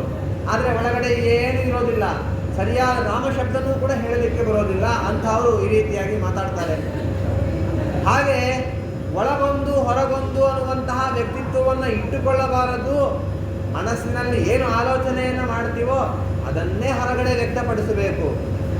ಮನಸ್ಸು, ಮಾತು, ನಡವಳಿಕೆ ಮೂರಲ್ಲೂ ಕೂಡ ಒಂದೇ ರೀತಿ ಇರಬೇಕು. ಆ ಹಿನ್ನೆಲೆಯಲ್ಲಿ ಒಂದು ಮಾತಿದೆ, ಮನಸ್ಸೇಕಂ ವಚಸ್ಯೇಕಂ ಕಾರ್ಯೇಶ್ವೇಕಂ ದುರಾತ್ಮನಾಂ, ಮನಸ್ಸೇಕಂ ವಚಸ್ಯೇಕಂ ಕಾರ್ಯೇಶ್ವೇಕಂ ಮಹಾತ್ಮನಾಂ. ಒಂದೇ ಶಬ್ದ, ಒಂದೇ ರೀತಿ ಶಬ್ದ ಎರಡೆರಡು ಥರ ಇದೆ. ದುರ್ಜನರು ಹೇಗಿರ್ತಾರೆ ಅಂತಂದರೆ ಮನಸ್ಸೇಕಂ, ಮನಸ್ಸಿನೊಂದು ಆಲೋಚನೆ ಮಾಡ್ತಾರೆ. ವಚಸ್ಯೇಕಂ, ಮಾತಾಡಬೇಕಾದ್ರೆ ಒಂಥರ ಮಾತಾಡ್ತಾರೆ. ಕಾರ್ಯೇಶ್ವೇಕಂ, ಮಾಡಬೇಕಾದ್ರೆ ಒಂಥರ ಮಾಡ್ತಾರೆ. ವಿಚಾರ ಮಾಡೋದೊಂದು, ಮಾತಾಡೋದೊಂದು, ಮಾಡೋದೊಂದು. ಇದು ದುರ್ಜನರು ಮಾಡುವಂತಹದ್ದು. ಆದರೆ ಸಜ್ಜನರು ಮಾತ್ರ ಮನಸ್ಸೇಕಂ ವಚಸ್ಯೇಕಂ ಕಾರ್ಯೇಶ್ವೇಕಂ, ಏನು ವಿಚಾರ ಮಾಡ್ತಾರೋ ಅದನ್ನೇ ಮಾತಾಡ್ತಾರೆ, ಏನು ಮಾತಾಡ್ತಾರೋ ಅದನ್ನೇ ತಾವು ಕಾರ್ಯರೂಪಕ್ಕೆ ತೆಗೆದುಕೊಂಡು ಬರ್ತಾರೆ. ಹಾಗಾಗಿ ನಾವು ನಮ್ಮಲ್ಲಿ ಸಜ್ಜನಿಕತೆಯನ್ನು ಬೆಳೆಸಿಕೊಳ್ಳಬೇಕು. ಶುಭ್ರವಾದಂತಹ ಮನಸ್ಸಿನಿಂದಾಗಿ ಶುದ್ಧ ಚಿತ್ತದಿಂದ ಇರಬೇಕು. ಆವಾಗ ಮಾತ್ರನೇ ಪರಮಾತ್ಮ ತಾನು ತನ್ನ ನಾಮಸ್ಮರಣೆಯನ್ನು ಭಾಗ್ಯವನ್ನು ನಮಗೆ ಕೊಟ್ಟು ನಮಗೆ ಸಾಧನ ಸಂಪೂರ್ತಿಯನ್ನು ಮಾಡಿಸಿಕೊಡ್ತಾನೆ ಅನ್ನುವಂತಹ ಶುಭ್ರ ತತ್ವವನ್ನು ನಾವು ತಿಳಿಯಬೇಕು. ಮತ್ತು ಇನ್ನೇನು ನೀರಿನಿಂದ ಕಲಿಯಬೇಕಾದ್ದು ಏನು ಅಂತಂದರೆ, ನೀರ ಹತ್ರ ಹೋಗ್ತೀವಿ, ನೀರನ್ನು ನೋಡಿದ್ರೆ ಸಂತೋಷ ಆಗ್ತದೆ. ಇಲ್ಲೆಲ್ಲ ನಾವು ಸಿಟಿಲಿ ಬೆಳೆದು ಬಿಟ್ಟಿದ್ದೀವಿ, ಹಾಗಾಗಿ ಇಲ್ಲೆಲ್ಲ ನೀರನ್ನು ನೋಡ್ಲಿಕ್ಕೆ ನಮ್ಗೆ ಆಗೋದಿಲ್ಲ, ಎಲ್ಲ ಟ್ಯಾಪ್ ವಾಟರ್ ಸಿಕ್ಬಿಟ್ಟಿದೆ. ಆದರೆ ನೈಜ ಪ್ರಕೃತಿ ಸೌಂದರ್ಯವನ್ನು ನೈಜ ಪ್ರಕೃತಿ ಸೌಂದರ್ಯಕ್ಕೆ ಹೋದಾಗ ಯಾವುದೋ ಒಂದು ಊರಿಗೆ ಹೋಗ್ತಿರ್ತೀವಿ, ಹೋಗ್ಬೇಕಾದಾಗ ಬ್ರಿಡ್ಜ್ ಮೇಲೆ ಹೋಗ್ತೀವಿ, ಅಲ್ಲಿ ನೀರು ಹರಿತಿರ್ತದೆ, ನದಿ ಹರಿತಿರ್ತದೆ. ಅದು ನೋಡಿದಾಗ ಏನೋ ಒಂದು ಆನಂದ ಆಗ್ತದೆ, ದೇಹಕ್ಕೆ ಮನಸ್ಸಿಗೆ ಆನಂದ ಉಂಟಾಗ್ತದೆ. ಸ್ನಾನ ಮಾಡಿದ್ರೆ ಸಂತೋಷ ಆಗ್ತದೆ, ನಾವು ಪುನೀತರಾಗ್ತೀವಿ, ನಮಗೆ ಪಾವಿತ್ರ್ಯತೆ ಉಂಟಾಗ್ತದೆ, ಕುಡಿದಾಗ ಆನಂದ ಆಗ್ತದೆ. ಹಾಗಾಗಿ ನೀರಿನಿಂದ ನಾವು ಕಲಿಯಬೇಕಾದ್ದೇನು ಅಂತಂದರೆ, ಯಾರಾದರೂ ನಮ್ಮನ್ನು ನೋಡಿದಾಗ ನಮ್ಮನ್ನು ನೋಡಿ ಅವ್ರನ್ನ ನೋಡಬೇಕು, ಅವ್ರನ್ನ ಮಾತಾಡಿಸ್ಬೇಕು, ಅವ್ರ ಹತ್ರ ಹೋಗಬೇಕು, ಅವರಿಂದ ನಾವು ತಿಳಿಯಬೇಕು ಅಂತ ರೀತಿಯಾಗಿ ಮತ್ತೊಬ್ಬರಿಗೆ ನಮ್ಮನ್ನು ನೋಡಿದಾಗ ನಮ್ಮಲ್ಲಿ ಒಂದು ಒಳ್ಳೆಯ ಗುಣಗಳನ್ನ ಗ್ರಹಿಸಬೇಕು ಅಂತ ಅನಿಸ್ಬೇಕಂತೆ. ಅವನ ಹತ್ರ ಅವನ ಸಹವಾಸ ಸರ್ವತಾ ಮಾಡಬಾರ್ದಪ್ಪ, ಅವನು ಎಲ್ಲಿರ್ತಾನೋ ಅಲ್ಲಿಂದ 1 ಕಿಲೋಮೀಟರ್ ದೂರ ಇರೋಣ ಅನ್ನುವಂತಹ ಭಾವನೆ ಮಾತ್ರ ಮತ್ತೊಬ್ಬರಿಗೆ ನಮ್ಮನ್ನು ನೋಡಿ ಬರಬಾರದು. ಅಂತಹ ವ್ಯಕ್ತಿತ್ವವನ್ನು ಬೆಳೆಸಿಕೊಳ್ಳುವುದಕ್ಕಾಗಿ ಉಳಿಸಿಕೊಳ್ಳುವುದಕ್ಕಾಗಿ ಪ್ರಯತ್ನವನ್ನು ನಾವು ಮಾಡಬೇಕು ಅನ್ನುವಂತಹ ಅದ್ಭುತವಾದಂತಹ ತತ್ವವನ್ನು ನಾನು ನೀರಿನಿಂದ ಕಲಿತೆ ಅನ್ನುವಂತಹ ಮಾತನ್ನ ಆ ಅವಧೂತರು ಹೇಳ್ತಾರಂತೆ. ಅದೇ ರೀತಿಯಾಗಿ ಇನ್ನೇನು ನೀವು ಕಲ್ತ್ರಿ ಅಂತಂದ್ರೆ ಅಗ್ನಿಯಿಂದ ನಾನು ಕಲಿತೆ. ಅಗ್ನಿಯಿಂದ ಏನು ಕಲ್ತ್ರಿ ನೀವು ಅಂತಂದ್ರೆ ಅದಕ್ಕೆ ಹೇಳ್ತಾರಂತೆ, ತೇಜಸ್ವಿ ತಪಸಾ ದೀಪ್ತಃ ದುರ್ಧರ್ಷಃ ದೂರಭಾಜನಃ ಸರ್ವಭಕ್ಷೋಪಿ ಯುಕ್ತಾತ್ಮ ನಾದತ್ತೆ ಪಾಪಮಗ್ನಿವತ್. ತೇಜಸ್ಸಿನಿಂದ ನಾನು ಕಲಿತದ್ದು ಏನು ಅಂತಂದ್ರೆ, ನಮ್ಮ ವ್ಯಕ್ತಿತ್ವ ಹೇಗಿರ್ಬೇಕಂದ್ರೆ ಬೆಂಕಿ ಅಂತ ವ್ಯಕ್ತಿತ್ವ ಇರಬೇಕಂತೆ. ಅಂದ್ರೆ ಯಾರಾದರೂ ನಮ್ಮ ಮೇಲೆ ಪ್ರಹಾರ ಮಾಡ್ಲಿಕ್ಕೆ ಬಂದ್ರೆ ಅವರಿಗೆ ಭಯ ಆಗಬೇಕು. ಉದಾಹರಣೆಗೆ ಯಾರಾದರೂ ಬೆಂಕಿ ಹತ್ರ ಆಟ ಆಡ್ಲಿಕ್ಕಾಗತ್ತಾ? ಬೆಂಕಿನ ಅಪ್ಕೊಂಡ್ಬಿಡ್ತೀನಿ, ಬೆಂಕಿನ ಮಲ್ಕೋತೀನಿ, ಬೆಂಕಿನ ತಲೆ ಮೇಲೆ ಇಟ್ಕೋತೀನಿ ಅಂತ ಅನ್ನಕ್ಕಾಗತ್ತಾ? ಇರ್ಲಿಕ್ಕಾಗೋದಿಲ್ಲ. ಬೆಂಕಿಯಿಂದ ಬಹಳಷ್ಟು ಉಪಯೋಗ ಇದೆ. ಬೆಂಕಿ ಇಲ್ಲದೆ ನಾವು ಜೀವನವನ್ನೇ ಮಾಡಲಿಕ್ಕಾಗೋದಿಲ್ಲ. ಅಷ್ಟು ಪ್ರಧಾನವಾಗಿರ್ತಕ್ಕಂಥದ್ದು ಬೆಂಕಿ. ಹಾಗಂದು ಮಾತ್ರಕ್ಕೆ ಆ ಬೆಂಕಿಯನ್ನು ಅಪಗೊಳ್ಳಿಕ್ಕಾಗೋದಿಲ್ಲ. ಬೆಂಕಿಯನ್ನು ನಾವು ಸಹಜವಾಗಿ ನೀರನ್ನ, ಗಾಳಿಯನ್ನ, ಭೂಮಿಯನ್ನ, ಆಕಾಶವನ್ನ, ಆಕಾಶ ಜೊತೆಗೆ ಬೆರೆತ ರೀತಿಯಾಗಿ ಬೆಂಕಿ ಜೊತೆ ಬೆರಲಿಕ್ಕಾಗೋದಿಲ್ಲ. ಹಾಗಾಗಿ ನಾವು ಕೂಡ ಹೆಂಗಿರಬೇಕು ಅಂತಂದ್ರೆ ಮತ್ತೊಬ್ಬರಿಗೆ ಉಪಕಾರ ಮಾಡ್ತಿರ್ಬೇಕು. ಯಾರೂ ನಮ್ಮ ಮೇಲೆ ಪ್ರಹಾರ ಮಾಡದೇ ಇರೋ ಥರ ನಮ್ಮ ಸ್ವಭಾವವನ್ನು ಇಟ್ಟುಕೊಳ್ಳಬೇಕು. ಮಾತುವರ್ಸಿಗೆ ಹೇಳ್ತಾರೆ, ಅವರು ಬೆಂಕಿ ಅಂತಂತಾರೆ. ಬೆಂಕಿ ಅಂದ್ರೆ ಏನು? ಅಷ್ಟು ಸರಳವಾಗಿ ಅವರನ್ನ ಯಾರೂ ಕೈಯಲ್ಲಿ ಇಟ್ಕೊಳ್ಳಿಕ್ಕೆ ಆಗೋದಿಲ್ಲ. ಅಷ್ಟು ಸರಳವಾಗಿ ಅವರನ್ನು ನಾವು ಸ್ವೀಕಾರ ಮಾಡ್ಲಿಕ್ಕೆ ಆಗೋದಿಲ್ಲ. ದೂರದಿಂದಲೇ ವ್ಯವಹಾರವನ್ನು ಮಾಡಬೇಕು. ನಮ್ಮಿಂದ ಎಲ್ಲ ಉಪಯೋಗನೂ ಆಗ್ತಿರ್ಬೇಕು, ಜಗತ್ತಿಗೆ, ಜನಗಳಿಗೆ ಉಪಕಾರ ಆಗಬೇಕು. ಆ ಉಪಕಾರ ಹೇಗಾಗಬೇಕು ಅಂತಂದ್ರೆ ದೂರಭಾಜನ, ದೂರದಿಂದಲೇ ಎಲ್ಲ ವ್ಯವಹಾರಗಳು ನಡಿಬೇಕು. ಮತ್ತೆ ಇನ್ನೇನು ನಾವು ಕಲಿಬೇಕು? ಬೆಂಕಿಲಿ ನಾವು ಏನು ಹಾಕ್ತೀವಿ? ಪ್ಲಾಸ್ಟಿಕ್ ಕವರ್ ಹಾಕ್ತೀವಿ, ಎಲೆ ಹಾಕ್ತೀವಿ, ಹವಿಸ್ಸು ಹಾಕ್ತೀವಿ, ಕಂಡದ್ದೆಲ್ಲವನ್ನು ಕೂಡ ಹಾಕ್ತೀವಿ. ಏನು ಹಾಕಿದರೂ ಕೂಡ ಎಲ್ಲವೂ ಸುಟ್ಟು ಭಸ್ಮೀಭೂತವಾಗತ್ತೆ. ಬೆಂಕಿ ತನ್ನಲ್ಲಿ ತಾನು ಯಾವುದನ್ನು ಇಟ್ಕೊಳ್ಳೋದಿಲ್ಲ. ಅಷ್ಟೇ ಅಲ್ಲ, ಏನು ಹಾಕಿದರೂ ಬೆಂಕಿಗೆ ಮೈಲಿಗೆ ಇರೋದಿಲ್ಲ. ಬೆಂಕಿ ಅಪವಿತ್ರ ಆಗೋದಿಲ್ಲ. ಯಾವತ್ತೂ ಕೆಂಡವನ್ನು ಮುಸುರೆ ಅಂತ ಅನ್ನಬಾರದು. ಅನ್ನ ಮುಸುರೆ, ಹುಳಿ ಸಾರು ಪದಾರ್ಥಗಳು ಮುಸುರೆ. ಪದಾರ್ಥಗಳಿಗೆ ಮೈಲಿಗೆ ಇದೆ, ಬೆಂಕಿಗೆ ಮೈಲಿಗೆ ಇಲ್ಲ. ಬೆಂಕಿಗೆ ಮೈಲಿಗೆನೂ ಇಲ್ಲ, ಬೆಂಕಿ ಅಪವಿತ್ರವಾಗೋದೂ ಇಲ್ಲ. ಹಾಗೆ ನಾವು ಕೂಡ ಹೇಗಿರಬೇಕು ಅಂತಂದರೆ ಅಪವಿತ್ರತೆಯನ್ನು ತಂದುಕೊಳ್ಳದೆ, ಅಪವಿತ್ರರಾಗದೆ ನಮ್ಮ ಸ್ವಭಾವವನ್ನು ಆ ರೀತಿಯಾಗಿ ನಾವು ಇಟ್ಟುಕೊಳ್ಳಬೇಕು. ಏನನ್ನು ಹಾಕಿದರೂ ಕೂಡ ನಾವು ಅದನ್ನು ಸ್ವೀಕಾರ ಮಾಡಬೇಕು. ಅದರಿಂದ ನಮಗೆ ಯಾವುದೇ ವಿಧವಾದಂತಹ ಅಪವಿತ್ರತೆ ಉಂಟಾಗದೇ ಇರೋ ಥರ ತೇಜಸ್ವಿಯಾಗಿ, ಯಶಸ್ವಿಯಾಗಿ ಜೀವನವನ್ನು ಮಾಡುವಂತಹ ವ್ಯಕ್ತಿತ್ವವನ್ನು ನಾವು ಬೆಂಕಿಯಿಂದ ಕಳೆಯಬೇಕು ಅನ್ನುವಂತಹ ತತ್ವವನ್ನು ಆ ಅವಧೂತರು ತಿಳಿಸ್ತಾರಂತೆ. ಅದೇ ರೀತಿಯಾಗಿ ನಾನು ಇನ್ನೇನು ಕಲಿತೆ ಅಂತಂದರೆ, ಇನ್ನೊಂದು ಚಂದ್ರನಿಂದ ನಾನು ಕಲಿತೆ. ಚಂದ್ರನಿಂದ ಏನು ಕಲಿತೆ ನಾನು ಅಂತಂದರೆ, ವಿಸರ್ಗಾದ್ಯ ಸ್ಮಶಾನಾಂತಹ ಭಾವ ದೇಹಸ್ಯನಾತ್ಮನಃ ಕಲಾನಾಮಿವ ಚಂದ್ರಸ್ಯ ಕಾಲೇನ ಲಕ್ಷ್ಯವರ್ತ್ಮನ. ಚಂದ್ರ ಇದ್ದಾನಲ್ಲ, ಚಂದ್ರನಲ್ಲಿ ಯಾವುದೇ ವಿಧವಾದಂತಹ ಕಳಂಕ ಇಲ್ಲ. ನಮ್ಮಲ್ಲಿ ದೋಷ ಇರೋದೆಲ್ಲ ನಮ್ಮಲ್ಲಿ. ಹಾಗಾಗಿ ನಾವೇನು ಮಾಡ್ತೀವಿ ಅಂತಂದರೆ, ಉದಾಹರಣೆಗೆ ಚಂದ್ರ ಏನು ಮಾಡ್ತಾನೆ? ಒಬ್ಬ ವ್ಯಕ್ತಿ ನೋಡ್ತಾ ಇದ್ದಂತೆ ಚಂದ್ರನನ್ನ. ಪಾಡ್ಯೆಯಿಂದ ಚಂದ್ರ ಬೆಳೆದ ಹುಣ್ಣಿಮೆ ತನಕ ಚಂದ್ರ ತುಂಬ ಬೆಳೆದ. ಆಮೇಲೆ ಮತ್ತೆ ಪ್ರತಿಪದಾದಿಂದ ಅಮಾವಾಸ್ಯೆ ಒಳಗಡೆ ಚಂದ್ರ ಕಮ್ಮಿ ಆಗ್ತಾ ಬಂದ. ಆಮೇಲೆ ಮತ್ತೆ ಕಾಣಿಸ್ದ.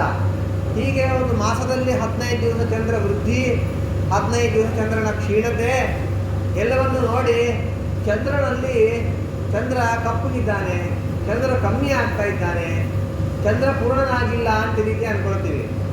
ಚಂದ್ರನಲ್ಲಿ ಯಾವುದೇ ವಿಧವಾದಂತಹ ಕಳಂಕ ಆಗಲಿ ಹೆಚ್ಚು ಕಡಿಮೆಗಳಾಗಲಿ ಚಂದ್ರನಲ್ಲಿ ಇಲ್ಲ.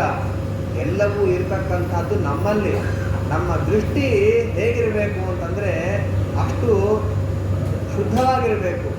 ಅಂದರೆ ಚಂದ್ರನಿಂದ ನಾವು ಕಲಿಯಬೇಕಾದೇನು ಅಂತಂದರೆ ಅವರ ಅಂತರ ಅವಧೂತರು ಚಂದ್ರನನ್ನು ನೋಡಿದಾಗ ಅಲ್ಲೆಲ್ಲ ಏನು ಇದೆಯಲ್ಲ ಅದೆಲ್ಲವೂ ಅವನಲ್ಲಿ ಇದ್ದದ್ದು ಅಂತ ತಿಳಿತಾರೆ. ಅವನಲ್ಲಿ ಯಾವುದೂ ಇಲ್ಲ, ಎಲ್ಲವೂ ಇರತಕ್ಕಂಥದ್ದು ಮನುಷ್ಯರಲ್ಲಿ.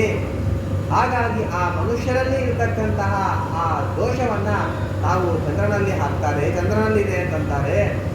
ಹಾಗೆ ನಾವು ಕೂಡ ಏನು ಮಾಡಬೇಕು ಅಂತಂದರೆ ಯಾವುದೇ ವಿಧವಾದಂತಹ ದೋಷಗಳ ಸಂಬಂಧವನ್ನು ಇಟ್ಟುಕೊಳ್ಳದೆ ಶುಭ್ರವಾಗಿ ಜೀವನವನ್ನು ಮಾಡಬೇಕು ಅಂತನ್ನುವುದನ್ನು ನಾವು ತಿಳಿಯಬೇಕು. ಅದಾದ ಮೇಲೆ ಮತ್ತೊಂದು ಗುರು, ಇಷ್ಟು ತನಕ 6 ಗುರುಗಳಾದರು. ಇನ್ನು 7ನೇ ಗುರು ಯಾರು ಅಂತಂದರೆ ಸೂರ್ಯ. 7ನೇ ಗುರು ಸೂರ್ಯ. ಸೂರ್ಯನಿಂದ ನಾನು ಏನು ಕಲಿತೆ ಅಂತಂದರೆ ಸೂರ್ಯನಲ್ಲಿ ಏನಿದೆ ಅಂತಂದರೆ ಸೂರ್ಯ ಏನು ಮಾಡ್ತಾನೆ ಅಂತಂದರೆ ಯಾವುದಾದ್ರೂ ಬೇಸಿಗೆ ಕಾಲ ಬಂದಾಗ ನೀರನ್ನು ಸ್ವೀಕಾರ ಮಾಡ್ತಾನೆ, ಮತ್ತು ಆಮೇಲೆ ಏನು ಮಾಡ್ತಾನೆ ಅಂತಂದರೆ ಮಳೆಗಾಲ ಬಂದಾಗ ಅದನ್ನು ಕೊಡ್ತಾನೆ. ಹಾಗಾಗಿ ನಾವು ಏನು ತಿಳಿಬೇಕು ಸೂರ್ಯನಿಂದ ಅಂತಂದರೆ ಎಲ್ಲ ಕಡೆಯಿಂದಲೂ ಕೂಡ ಸಂಗ್ರಹ ಮಾಡಬೇಕು, ಸಾರವನ್ನು ಸ್ವೀಕಾರ ಮಾಡಬೇಕು. ಮತ್ತು ಅದು ಯಾವುದನ್ನು ನಮ್ಮ ಹತ್ರ ಇಟ್ಟುಕೊಳ್ಳದೆ ನಾವೇನು ಮಾಡಬೇಕಂದ್ರೆ ಮತ್ತೊಬ್ಬರಿಗೆ ಅದನ್ನು ಕೊಡಬೇಕು. ಪರೋಪಕಾರಾರ್ಥಮಿದಂ ಶರೀರಂ, ಉಪಕಾರ ಮಾಡುವುದಕ್ಕಾಗಿ ಮಾತ್ರನೇ ಈ ಶರೀರವನ್ನು ಉಪಯೋಗಿಸಿಕೊಳ್ಳಬೇಕು. ಯಾವುದನ್ನು ಕೂಡ ನಂದು, ನನಗೆ, ನನಗೋಸ್ಕರ, ನಮ್ಮ ಕುಟುಂಬಗೋಸ್ಕರ, ನಮ್ಮ ಮಕ್ಕಳಿಗೋಸ್ಕರ, ಅವ್ರಿಗೋಸ್ಕರ, ಇವ್ರಿಗೋಸ್ಕರ ಅಂತ ಈ ರೀತಿಯಾಗಿ ನಾವು ಮಾಡಬಾರದು. ಎಲ್ಲವನ್ನು ಸಂಗ್ರಹ ಮಾಡಿ ನಾವು ಕೊಡಬೇಕು ಅಂತನ್ನೋದನ್ನ ಸೂರ್ಯನಿಂದಾಗಿ ನಾವು ಕಲಿತೆ.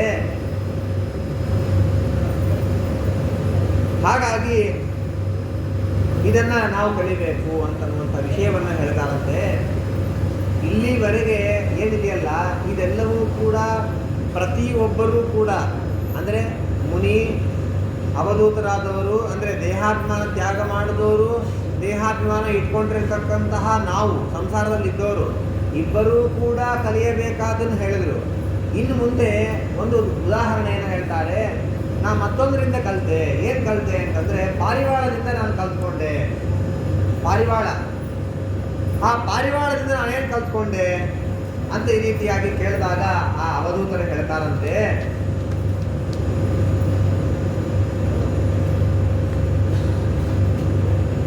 ನಾತಿ ಸ್ನೇಹ ಪ್ರಸಂಗೋ ವಾ ಕರ್ತವ್ಯ ಕ್ವಾಪಿ ಕೇನಚಿತ್ ಕುರುವನ್ ವಿಂದೇತ ಸಂತಾಪಂ ಕಪೋತ ಇವ ದೀನಧೀಹಿ. ಒಂದು ಒಳ್ಳೆಯ ಕಥೆಯನ್ನು ಹೇಳ್ತಾರೆ. ಏನಂತಂದರೆ ಒಂದು ಗಂಡು ಪಾರಿವಾಳ ಮತ್ತು ಹೆಣ್ಣು ಪಾರಿವಾಳ, ಅದರ ಮರಿ, ಈ ಮೂರೂ ಕೂಡ ಒಂದು ಗೂಡಿನಲ್ಲಿ ತಾವು ಜೀವನ ಮಾಡ್ತಾ ಇದ್ವಂತೆ. ಜೀವನ ಮಾಡಬೇಕಾದಾಗ ಆ ಗಂಡು ಪಾರಿವಾಳ ಹೆಣ್ಣು ಪಾರಿವಾಳಕ್ಕೆ ಮತ್ತು ಅದರ ಸಣ್ಣ ಪಾರಿವಾಳಕ್ಕೆ ಎರಡಕ್ಕೂ ಕೂಡ ಆಹಾರಗಳನ್ನು ತಂದು ಕೊಡೋದು, ತಿನ್ನಿಸೋದು, ಪ್ರೀತಿಯಿಂದ ಅದನ್ನು ಲಾಲಿಸೋದು, ಪಾಲಿಸೋದು ಮಾಡ್ತಾ ಇತ್ತಂತೆ. ಮಾಡಬೇಕಾದಾಗ ಒಮ್ಮೆ ಅವುಗಳಿಗೆ ಆಹಾರವನ್ನು ಕೊಡಲಿಕ್ಕಾಗಿ ಗಂಡು ಪಾರಿವಾಳ ಹಾರಿಕೊಂಡು ಹೋಯ್ತಂತೆ ತಗೊಂಬರಬೇಕು ಅಂತ. ಇಲ್ಲಿ ಹೆಣ್ಣು ಪಾರಿವಾಳ ಅದರ ಮರಿ ಮಾತ್ರ ಇತ್ತಂತೆ. ಒಬ್ಬ ಬೇಟೆ ಆಡುವಂತಹ ವ್ಯಕ್ತಿ ಬಂದ್ರಂತೆ. ತನ್ನ ಕೆಲಸ ಏನು? ತನ್ನ ಹೊಟ್ಟೆ ಪೂರ್ಣವಾದರೆ ಸಾಕು, ತನಗೆ ಬೇಕಾದ್ದು ಸಿಕ್ಕರೆ ಸಾಕು, ಜಗತ್ತಿನಲ್ಲಿ ಏನಾಗತ್ತೋ ಬಿಡುತ್ತೋ ನನಗೇಕೆ, ನಾವು ಹಾಗಿದ್ದೇವೆ. ಎಲ್ಲಾದರೂ ಒಮ್ಮೆ ಯಾರಾದರೂ ಮನೆಯಲ್ಲೊಂದು ಕಷ್ಟ ಬಂದಿರುತ್ತೆ, ಯಾರೋ ಒಬ್ರು ತೀರಿಕೊಂಡಿರ್ತಾರೆ ಅಥವಾ ಇನ್ನೇನೋ ಆಗಿರುತ್ತೆ, ಅವರೇನೋ ಆಗಾರ ನಮ್ಗೆ ಯಾಕ, ನಮ್ಮ ಕೆಲಸ ನಾವು ಮಾಡಿಕೊಂಡ್ರೆ ಆಯಿತು, ನಮ್ಮ ಪಾಡಿಗೆ ನಾವು ಇದ್ದರೆ ಆಯಿತು. ಹಾಗಿರಬಾರ್ದು. ನಮ್ಮ ಕೈಲಿ ಆಗಿರತಕ್ಕಂತಹ ಸಹಾಯವನ್ನು ಮಾಡಲಿಕ್ಕಾಗಿ ನಾವು ಪ್ರಯತ್ನವನ್ನು ಮಾಡಬೇಕು. ಆ ನಿಟ್ಟಿನಲ್ಲಿ ಆ ಬೇಡ ಬಂದ, ಬಲೆಯನ್ನು ಹಾಕಿದ, ನೆಟ್ ಬಲೆಯನ್ನು ಹಾಕಿದ. ಆ ಬಲೆಯಲ್ಲಿ ಆ ಹೆಣ್ಣು ಪಾರಿವಾಳ ಮತ್ತು ಆ ಮರಿ ಸಿಗಾಕೊಂಡು ಅದು ಅದರಲ್ಲಿ ಬಿದ್ದೋಯ್ತು. ಅದೇ ಸಮಯಕ್ಕೆ ಈ ಗಂಡು ಪಾರಿವಾಳ ಬಂತಂತೆ. ಗಂಡು ಪಾರಿವಾಳ ಬಂದು ಅದನ್ನು ನೋಡ್ತಂತೆ. ಅಲ್ಲಿನ ತನ್ನ ಹೆಂಡತಿ ಮತ್ತೆ ಮಗು ಎರಡು ಒದ್ದಾಡ್ತಾ ಇರೋದನ್ನು ನೋಡಿ ತುಂಬ ದುಃಖ ಆಯ್ತಂತೆ. ದುಃಖ ಆಗಿ ಒಂದು ಆಲೋಚನೆ ಮಾಡ್ತಂತೆ, ಇವನು ಹೇಗಾದರೂ ಅದನ್ನು ಬಲೆಯಲ್ಲಿ ಹಾಕಿಬಿಟ್ಟಿದ್ದಾನೆ, ಇದನ್ನು ಕರ್ಕೊಂಡು ಹೊಟ್ಟೆ ಹೋಗ್ತಾನೆ, ಸಾಯಿಸ್ತಾನೆ, ಹಾಳು ಮಾಡ್ತಾನೆ. ಆದರೆ ಈ ಮಗುವನ್ನ, ಈ ಹೆಂಡತಿಯನ್ನ ಬಿಟ್ಟು ನಾನು ಹೇಗಿರೋದು? ಹಾಗಾಗಿ ನಾನು ಒಬ್ಬನೇ ಜೀವನ ಮಾಡಲಿಕ್ಕೆ ಆಗೋದಿಲ್ಲ ಅಂತ ಅಂದ್ಕೊಂಡು ಆ ಗಂಡು ಪಾರಿವಾಳನು ಕೂಡ ಆ ಬಲೆಯಲ್ಲಿ ಹೋಗಿ ಬಿದ್ದು ಬಿಡುತ್ತಂತೆ. ಬಿದ್ದಿದ್ದು ನೋಡಿ ಅವನಿಗಿನ್ನೂ ಸಂತೋಷ ಆಯಿತು.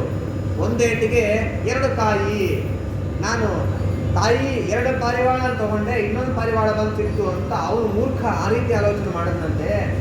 ಪಾರಿವಾಳ ಅವರಿಬ್ಬರನ್ನು ನಾ ಹೇಗೆ ಜೀವನ ಮಾಡೋದು ಅಂತ ತಾನು ಹೋಗಿ ಬಿಟ್ಟಂತೆ.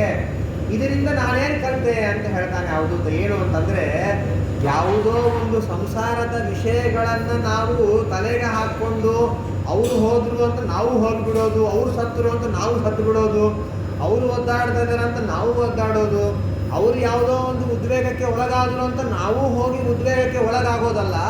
ಎಲ್ಲವನ್ನೂ ಕೂಡ ತ್ಯಾಗವನ್ನು ಮಾಡಿ ನಾವು ಪರಮಾತ್ಮನನ್ನು ಸೇರಲಿಕ್ಕೆ ಬೇಕಾದಂತಹ ಸಾಧನೆಯನ್ನು ಮಾಡಿಕೊಳ್ಳಬೇಕು. ಹಾಗಾಗಿ ನಾನು ಪಾರಿವಾಳದಿಂದ ಕಲಿತದ್ದು ವಿಷಯ ಏನು ಅಂತಂದರೆ, ಸಂಸಾರದಲ್ಲಿ ಇರಬಾರದು. ಸಂಸಾರದಲ್ಲಿ ಇದ್ದಷ್ಟು ಅದು ನಮಗೆ ತುಂಬ ದುಃಖಕ್ಕೆ ಕಾರಣ ಆಗತ್ತೆ. ಎಲ್ಲವನ್ನು ಬಿಟ್ಟಷ್ಟು ಅದು ನಮಗೆ ಒಳ್ಳೆಯದಕ್ಕೆ ಕಾರಣವಾಗತ್ತೆ ಅನ್ನುವಂತಹ ಅದ್ಭುತವಾದಂತಹ ತತ್ವವನ್ನು ನಾನು ಪಾರಿವಾಳವನ್ನು ನೋಡಿ ಕಲಿತೆ. ಆ ನಿಟ್ಟಿನಲ್ಲಿ ದಾಸರಾಯರು ಒಂದು ಮಾತನ್ನು ಹೇಳ್ತಾರೆ, ನೀರ ಮೇಲಿನ ಗುಳ್ಳೆ ನಿಜವಲ್ಲ ಹರಿಯೇ. ನೀರಿನ ಮೇಲೆ ನಮಗೆಲ್ಲ ಒಂದು ತಂಗೆಯಲ್ಲಿ ನೀರು ತಗೊಂಡು ಹೀಗೆ ಹಾಕಿದಾಗ ಎಲ್ಲ ಗುರುಗು ಬರ್ತದೆ. ಆ ಯಾವ ಗುರುಗು ನಿಜ ಅಲ್ಲ. ಹೇಗೋ ಹಾಗೆ ಈ ಸಂಸಾರದಲ್ಲಿ ಏನು ಸುಖ ಸಿಗ್ತದೆ ಅಥವಾ ಇನ್ನೇನೋ ಒಂದು ಐಹಿಕವಾದಂತಹ ಏನು ಫಲಗಳು ಸಿಗ್ತದೆ, ಅದು ಯಾವುದೂ ಕೂಡ ಶಾಶ್ವತವಲ್ಲ. ಶಾಶ್ವತವಾಗಿರ್ತಕ್ಕಂಥದ್ದು ಯಾವುದು ಅಂತಂದರೆ ಶಾಶ್ವತನಾದಂತಹ ಪರಮಾತ್ಮ. ಆ ಪರಮಾತ್ಮನ ಪಾದವನ್ನು ಸೇರೋದು, ಆ ಪರಮಾತ್ಮನ ಹತ್ರನೇ ಸ್ತೋತ್ರ ಮಾಡುವಂಥದ್ದು ಶಾಶ್ವತ. ಅಂತಹ ನೈಜವಾದಂತಹ ಮುಕ್ತಿಯನ್ನು ಪಡೀಲಿಕ್ಕಾಗಿ ಪ್ರಯತ್ನವನ್ನು ಮಾಡಬೇಕೇ ಹೊರತು ಇಂತಹ ಸಾಂಸಾರಿಕವಾದಂತಹ ಸುಖದಲ್ಲಿ ತಾನು ಇಲ್ಲಿಂದೇ ಓಡಾಡ್ತಾ ಇಲ್ಲಿಂದ ಮೇಲೆ ಹೋಗೋದು ಮತ್ತು ಮೇಲಿಂದ ಕೆಳಗೆ ಬರೋದು, ಹೀಗೆ ಸರ್ಕ್ಯುಲೇಟ್ ಆಗ್ತಾ ಇರಬಾರ್ದು. ಮೇಲೆ ಹೋದರೆ ಮೇಲೆ ಹೊರಟೋಗ್ಬೇಕು ಅಷ್ಟೇ. ಈ ರೀತಿ ಇರಬೇಕು ಅನ್ನೋದನ್ನು ನಾನು ಪಾರಿವಾಳದಿಂದ ಕಲ್ತ್ಕೊಂಡೆ ಅಂತ ರೀತಿ ಹೇಳಿದಂತೆ. ಇದು ನಮಗೋಸ್ಕರ ನಾವು ಮಾನಸಿಕವಾಗಿ ಅಷ್ಟು ಗಟ್ಟಿಯಾಗಿ ಇರಬೇಕು ಅನ್ನೋದನ್ನು ತಿಳಿಲಿಕ್ಕೆ ಮಾತ್ರನೇ ಹೇಳಿದ್ದು. ನಮಗೆ ಆ ಥರ ಇರಲಿಕ್ಕಾಗೋದಿಲ್ಲ. ಈ ಸಮಯದಲ್ಲಿ ತುಂಬ ಕಷ್ಟ ಇದೆ.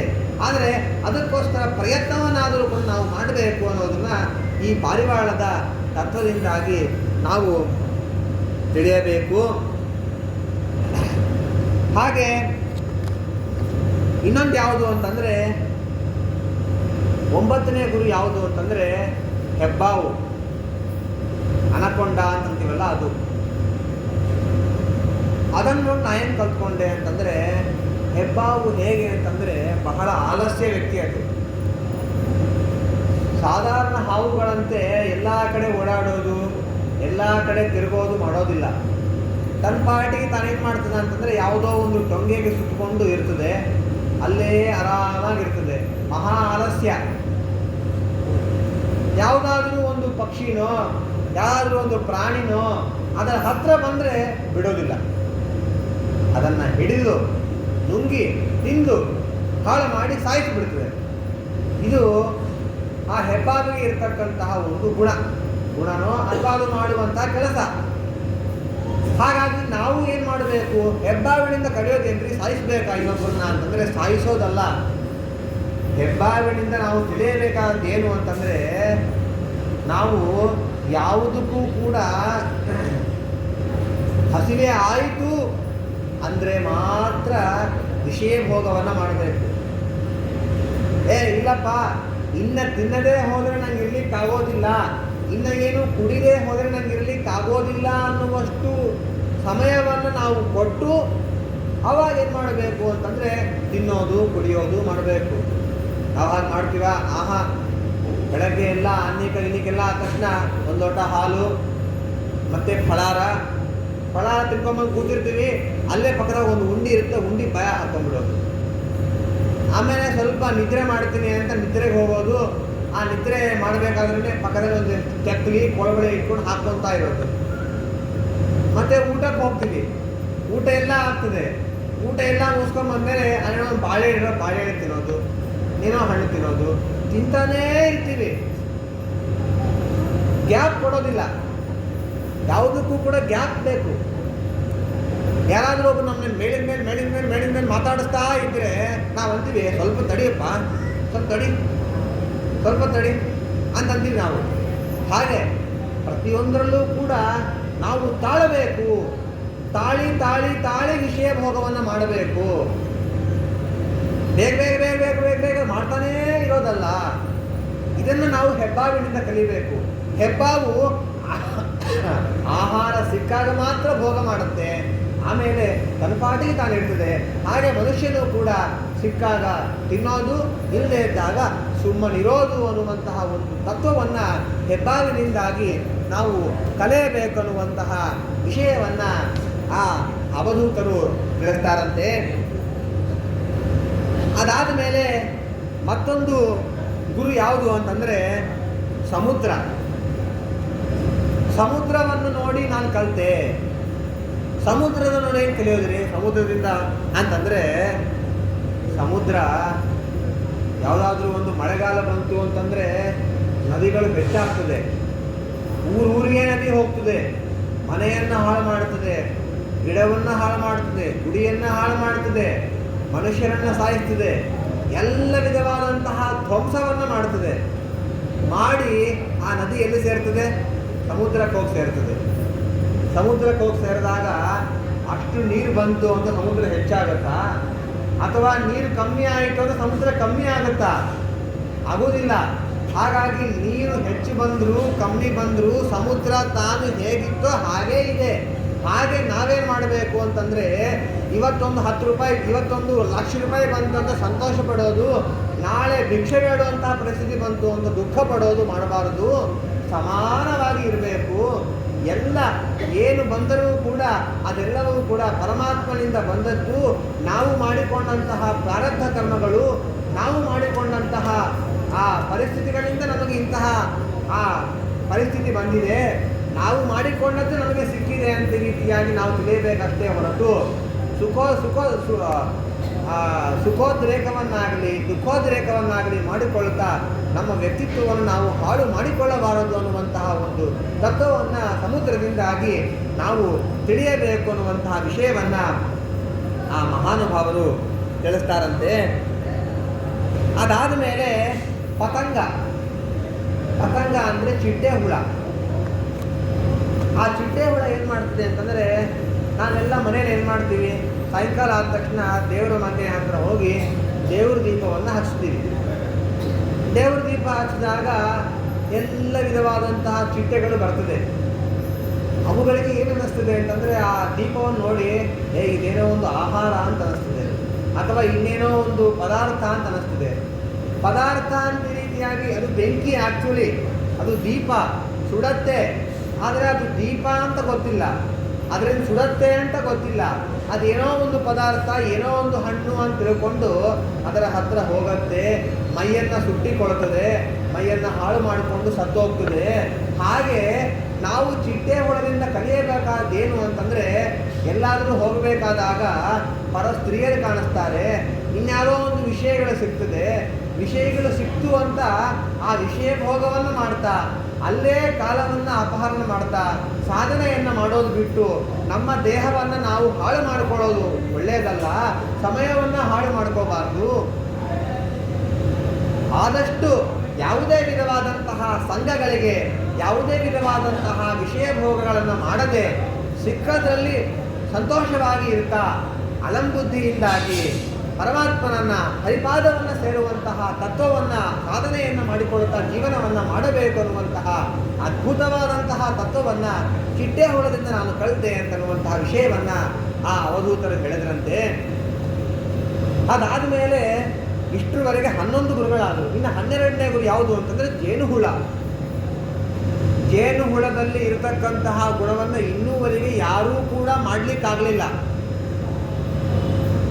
ರಕ್ತವನ್ನು, ಕೃತಕವಾದಂತಹ ರಕ್ತವನ್ನು ಮಾಡಲಿಕ್ಕೆ ಪ್ರಾರಂಭ ಮಾಡಿದ್ದಾರೆ ಡಾಕ್ಟರ್ಸು. ಏನೋ ಒಂದು ಕೆಮಿಕಲ್ಸ್ ಹಾಕೋದ್ರಿಂದಾಗಿ ರಕ್ತ ಸೃಷ್ಟಿ ಆಗೋ ಥರ ಮಾಡಿದ್ದಾರೆ. ಹಾಗಾಗಿ ಏನೇನೋ ಒಂದು ಹೊಸದಾದಂತಹದ್ದನ್ನು, ಅಂದರೆ ಸ್ವಾಭಾವಿಕವಾಗಿ ಏನು ಬರ್ತದಲ್ಲ ಅದನ್ನು ತಾವು ಕೃತಕವಾಗಿ ಮಾಡಲಿಕ್ಕೆ ತಾವೆಲ್ಲವನ್ನು ಕಲ್ತಿದ್ದಾರೆ.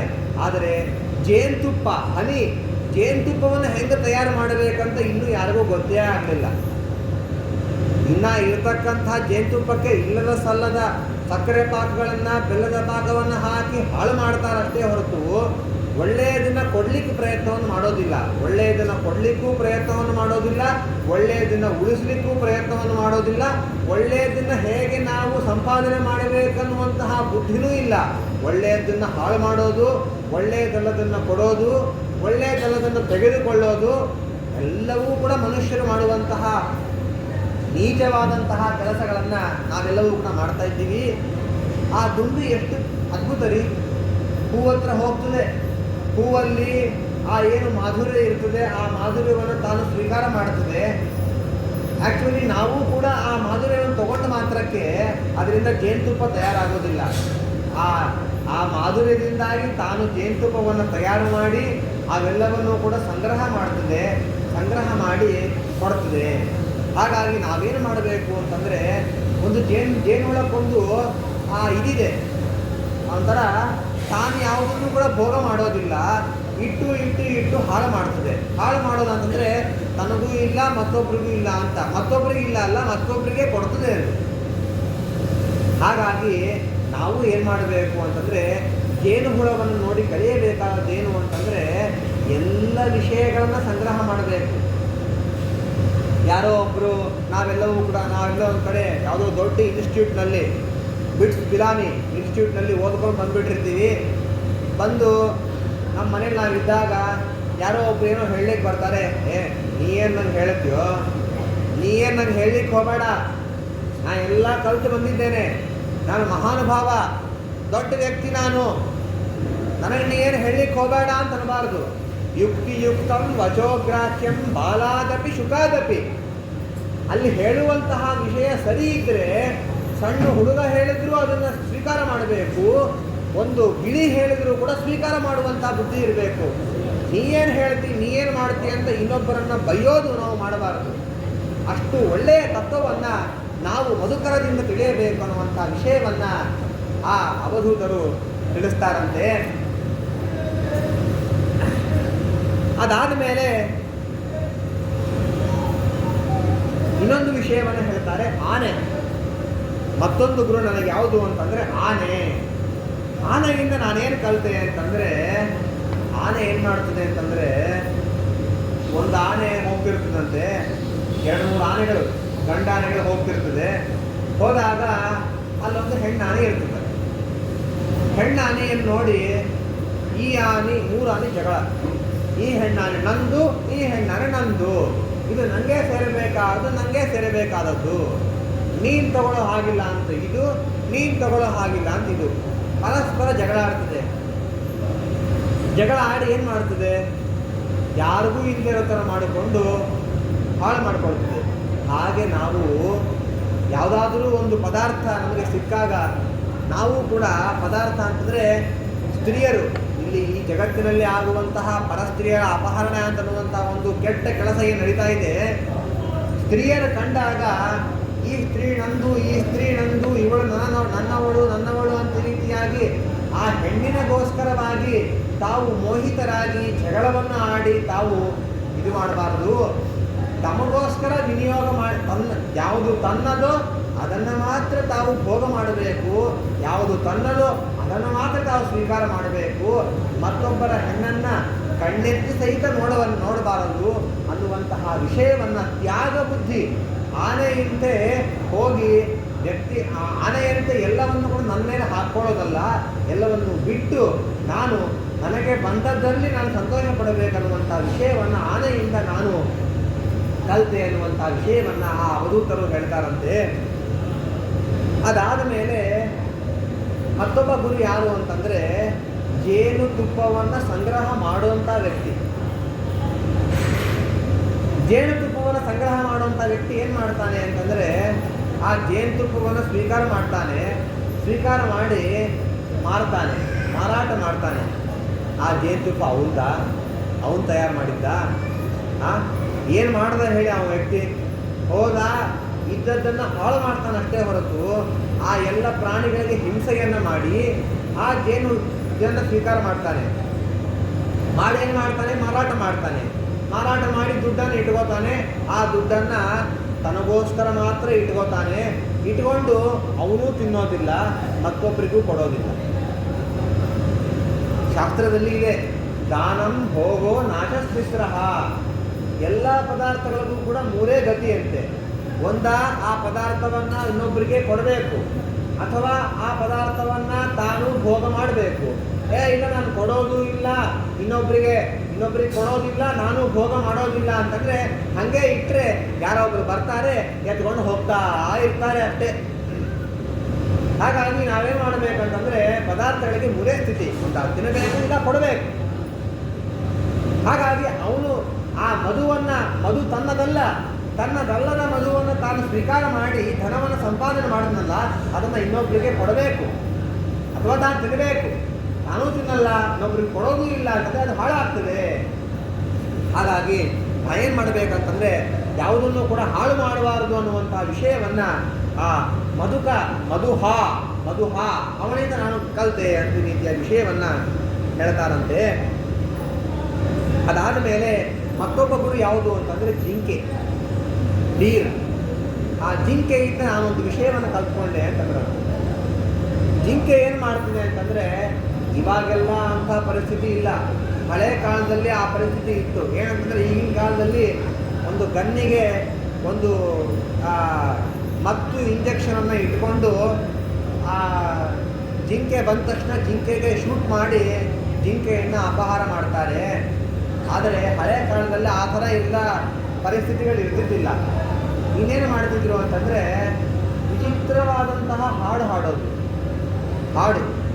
ಅಂದರೆ ಜಿಂಕೆ ಹಾಡಿಗೆ ಮೋಹಗೊಳ್ಳುತ್ತದೆ. ಹಾಡು ಹೇಳಿದಾಗ ಅದು ಆ ಹಾಡನ್ನು ಕೇಳಲಿಕ್ಕೆ ಹತ್ತಿರ ಬರ್ತದೆ. ಹಾಗಾಗಿ ವಿಚಿತ್ರವಾಗಿರತಕ್ಕಂತಹ ಗೀತೆಗಳನ್ನು ಹಾಡಿ ಜಿಂಕೆಯನ್ನು ತನ್ನ ವಶದಲ್ಲಿ ಮಾಡಿಕೊಂಡು ಜಿಂಕೆಯನ್ನು ಹಿಡಿದುಕೊಂಡು ಹೋಗ್ತಾನೆ. ಇದರಿಂದ ನಾವು ಕಲಿಬೇಕಾದ್ದೇನು ಅಂತಂದರೆ ನಾನಾ ವಿಧವಾದಂತಹ ವಿಷಯಗಳೆಲ್ಲವೂ ಕೂಡ ಜಗತ್ತಿನಲ್ಲಿ ಇದೆ. ಆ ಎಲ್ಲ ವಿಷಯಗಳಿಗೆ ಅದು ನಂದೆ, ಇದು ನಂದೆ, ಯಾರೋ ಏನೋ ಮಾತಾಡ್ತಿರ್ತಾರೆ, ಅಲ್ಲಿ ಹೋಗಿ ಬಾಯಿ ಹಾಕೋದು, ಇನ್ನೊಬ್ಬರು ಏನೋ ಮಾತಾಡ್ತಾ ಇರ್ತಾರೆ, ಅಲ್ಲಿ ಬಾಯಿ ಹಾಕೋದು, ಅಲ್ಲಿ ಎಲ್ಲದರಲ್ಲೂ ಕೂಡ ನಂದೇನಿಲ್ಲಿ ನನ್ನ ಗೋಪಾಲ ಅಂತ ಪ್ರತಿಯೊಂದರಲ್ಲೂ ಕೂಡ ಬಾಯಿ ಹಾಕಿ ಪ್ರತಿಯೊಂದು ಕೂಡ ನನ್ನ ವಿಷಯವೇ ಅಂತ ರೀತಿಯಾಗಿ ತಾನು ತಿಳಿದುಕೊಂಡು ಆ ಉದ್ವೇಗಕ್ಕೆ ಒಳಗಾಗಿ ಮೋಹಿತನಾಗಿ ಸಮಯವನ್ನು ಸಾಧನ ಮಾಡಿಕೊಳ್ಳುವಂತಹ ಈ ಯಾವಾಗ ನಾವು ಇರ್ತೀವೋ, ಯಾವಾಗ ನಾವು ಹೋಗ್ತೀವೋ, ಯಾವಾಗ ಏನು ಆಗುತ್ತೋ ಯಾರಿಗೂ ಕೂಡ ತಿಳಿಯೋದು. ಹಾಗಾಗಿ ಸಮಯಾವಕಾಶ ಇದ್ದಾಗ ಸಾಧನೆಯನ್ನು ಮಾಡಿಕೊಂಡು ಬಿಡಬೇಕು. ಸುಮ್ಮನೆ ಯಾವುದೋ ಅಲ್ಲದ ಸಲ್ಲದ ವಿಷಯಗಳಿಗೆ ನಾವು ಆಸಕ್ತರಾಗಬಾರದು ಅನ್ನುವಂತಹ ವಿಷಯವನ್ನು ನಾವು ಜಿಂಕೆಯಿಂದ ಕಲ್ತ್ಕೊಂಡೆ. ಅದಾದ ಮೇಲೆ ಮತ್ತೊಂದು ಗುರು ಯಾವುದು ಅಂತಂದರೆ ಮೀನು, ಚೇಪೆ. ಮೀನೇನು ಮಾಡ್ತಿದೆ ಅಂತಂದರೆ ಆ ಮೀನುಗಾರ ಏನು ಮಾಡ್ತಾನೆ ಅಂತಂದರೆ ಒಂದು ಕೊಕ್ಕೆಗೆ ಮಾಂಸವನ್ನು ಆಹಾರವನ್ನು ತಾನು ಹಾಕ್ತಾನೆ. ಹಾಕಿದ ಕೂಡಲೇ ಆಹಾರ ಬಂತು ಅಂತ ಹೋಗಿ ಆ ಆಹಾರ ತಿನ್ನಲಿಕ್ಕೆ ಹೋಗ್ತದೆ, ಆ ಮೀನು ಸಾಯ್ತದೆ. ಹಾಗೆ ನಾವು ಕೂಡ ಯಾವುದೋ ಒಂದು ಬಂತು, ಯಾವುದೋ ಒಂದು ಹೋಯಿತು, ಸುಖ ಬಂತು ಅಂತ ಒಂದಿಷ್ಟು ಯಾವುದೋ ಒಂದು ಲಾಟ್ರಿಗೆ ಯಾವುದೋ ಒಂದು ಇನ್ವೆಸ್ಟ್ ಮಾಡಿರ್ತೀವಿ. ಯಾವುದೋ ಇನ್ವೆಸ್ಟ್ ಮಾಡಿದಾಗ ಒಂದು 1,000 ರೂಪಾಯಿ ಹಾಕಿರ್ತೀವಿ ಅಂತ ಒಂದು 2,000 10,000 ಬಂದಿರ್ತದೆ. ಬಂದದ ಅಂತ ಇನ್ನೂ ಹೆಚ್ಚಿನ ಆಸೆ, ದುರಾಸೆಯನ್ನು ಪಡಬಾರದು. ಬಂದಿದ್ದರಲ್ಲಿ ಸಂತೋಷವಾಗಿರಬೇಕಾದ್ರೆ ದುರಾಸೆಯನ್ನು ಪಡಬಾರದು ಅಂತಂದು ಆ 10,000 ಹಾಕ್ತಾನಂತೆ, ಇದ್ದಿದ್ದು ಹೊಟ್ಟೋಗ್ಬಿಡ್ತದೆ. ಹಾಗೆ ಮೀನು ಕೂಡ ಏನೋ ಒಂದಿಷ್ಟು ತನಗೆ ಆಹಾರ ಸಿಕ್ಕಿದೆ ಅಂತಂದು ಹೊಟ್ಟೆ ತುಂಬಿಸ್ಕೊಂಡು ಸಮಾಧಾನವಾಗಿರೋದಿಲ್ಲ. ಏನೇನು ಬರ್ತದೋ ಎಲ್ಲ ತಗೋಬೇಕಂತ ಹೋಗ್ತದೆ, ಅದಕ್ಕೆ ಸಿಗಾಕೊಂಡು ಸಾಯ್ತದೆ. ಹಾಗೆ ನಾವು ಕೂಡ ಎಲ್ಲ ವಿಷಯಗಳು ಏನೇನು ಸಿಗುತ್ತೋ ಎಲ್ಲವನ್ನೂ ಸ್ವೀಕಾರ ಮಾಡಬಾರದು.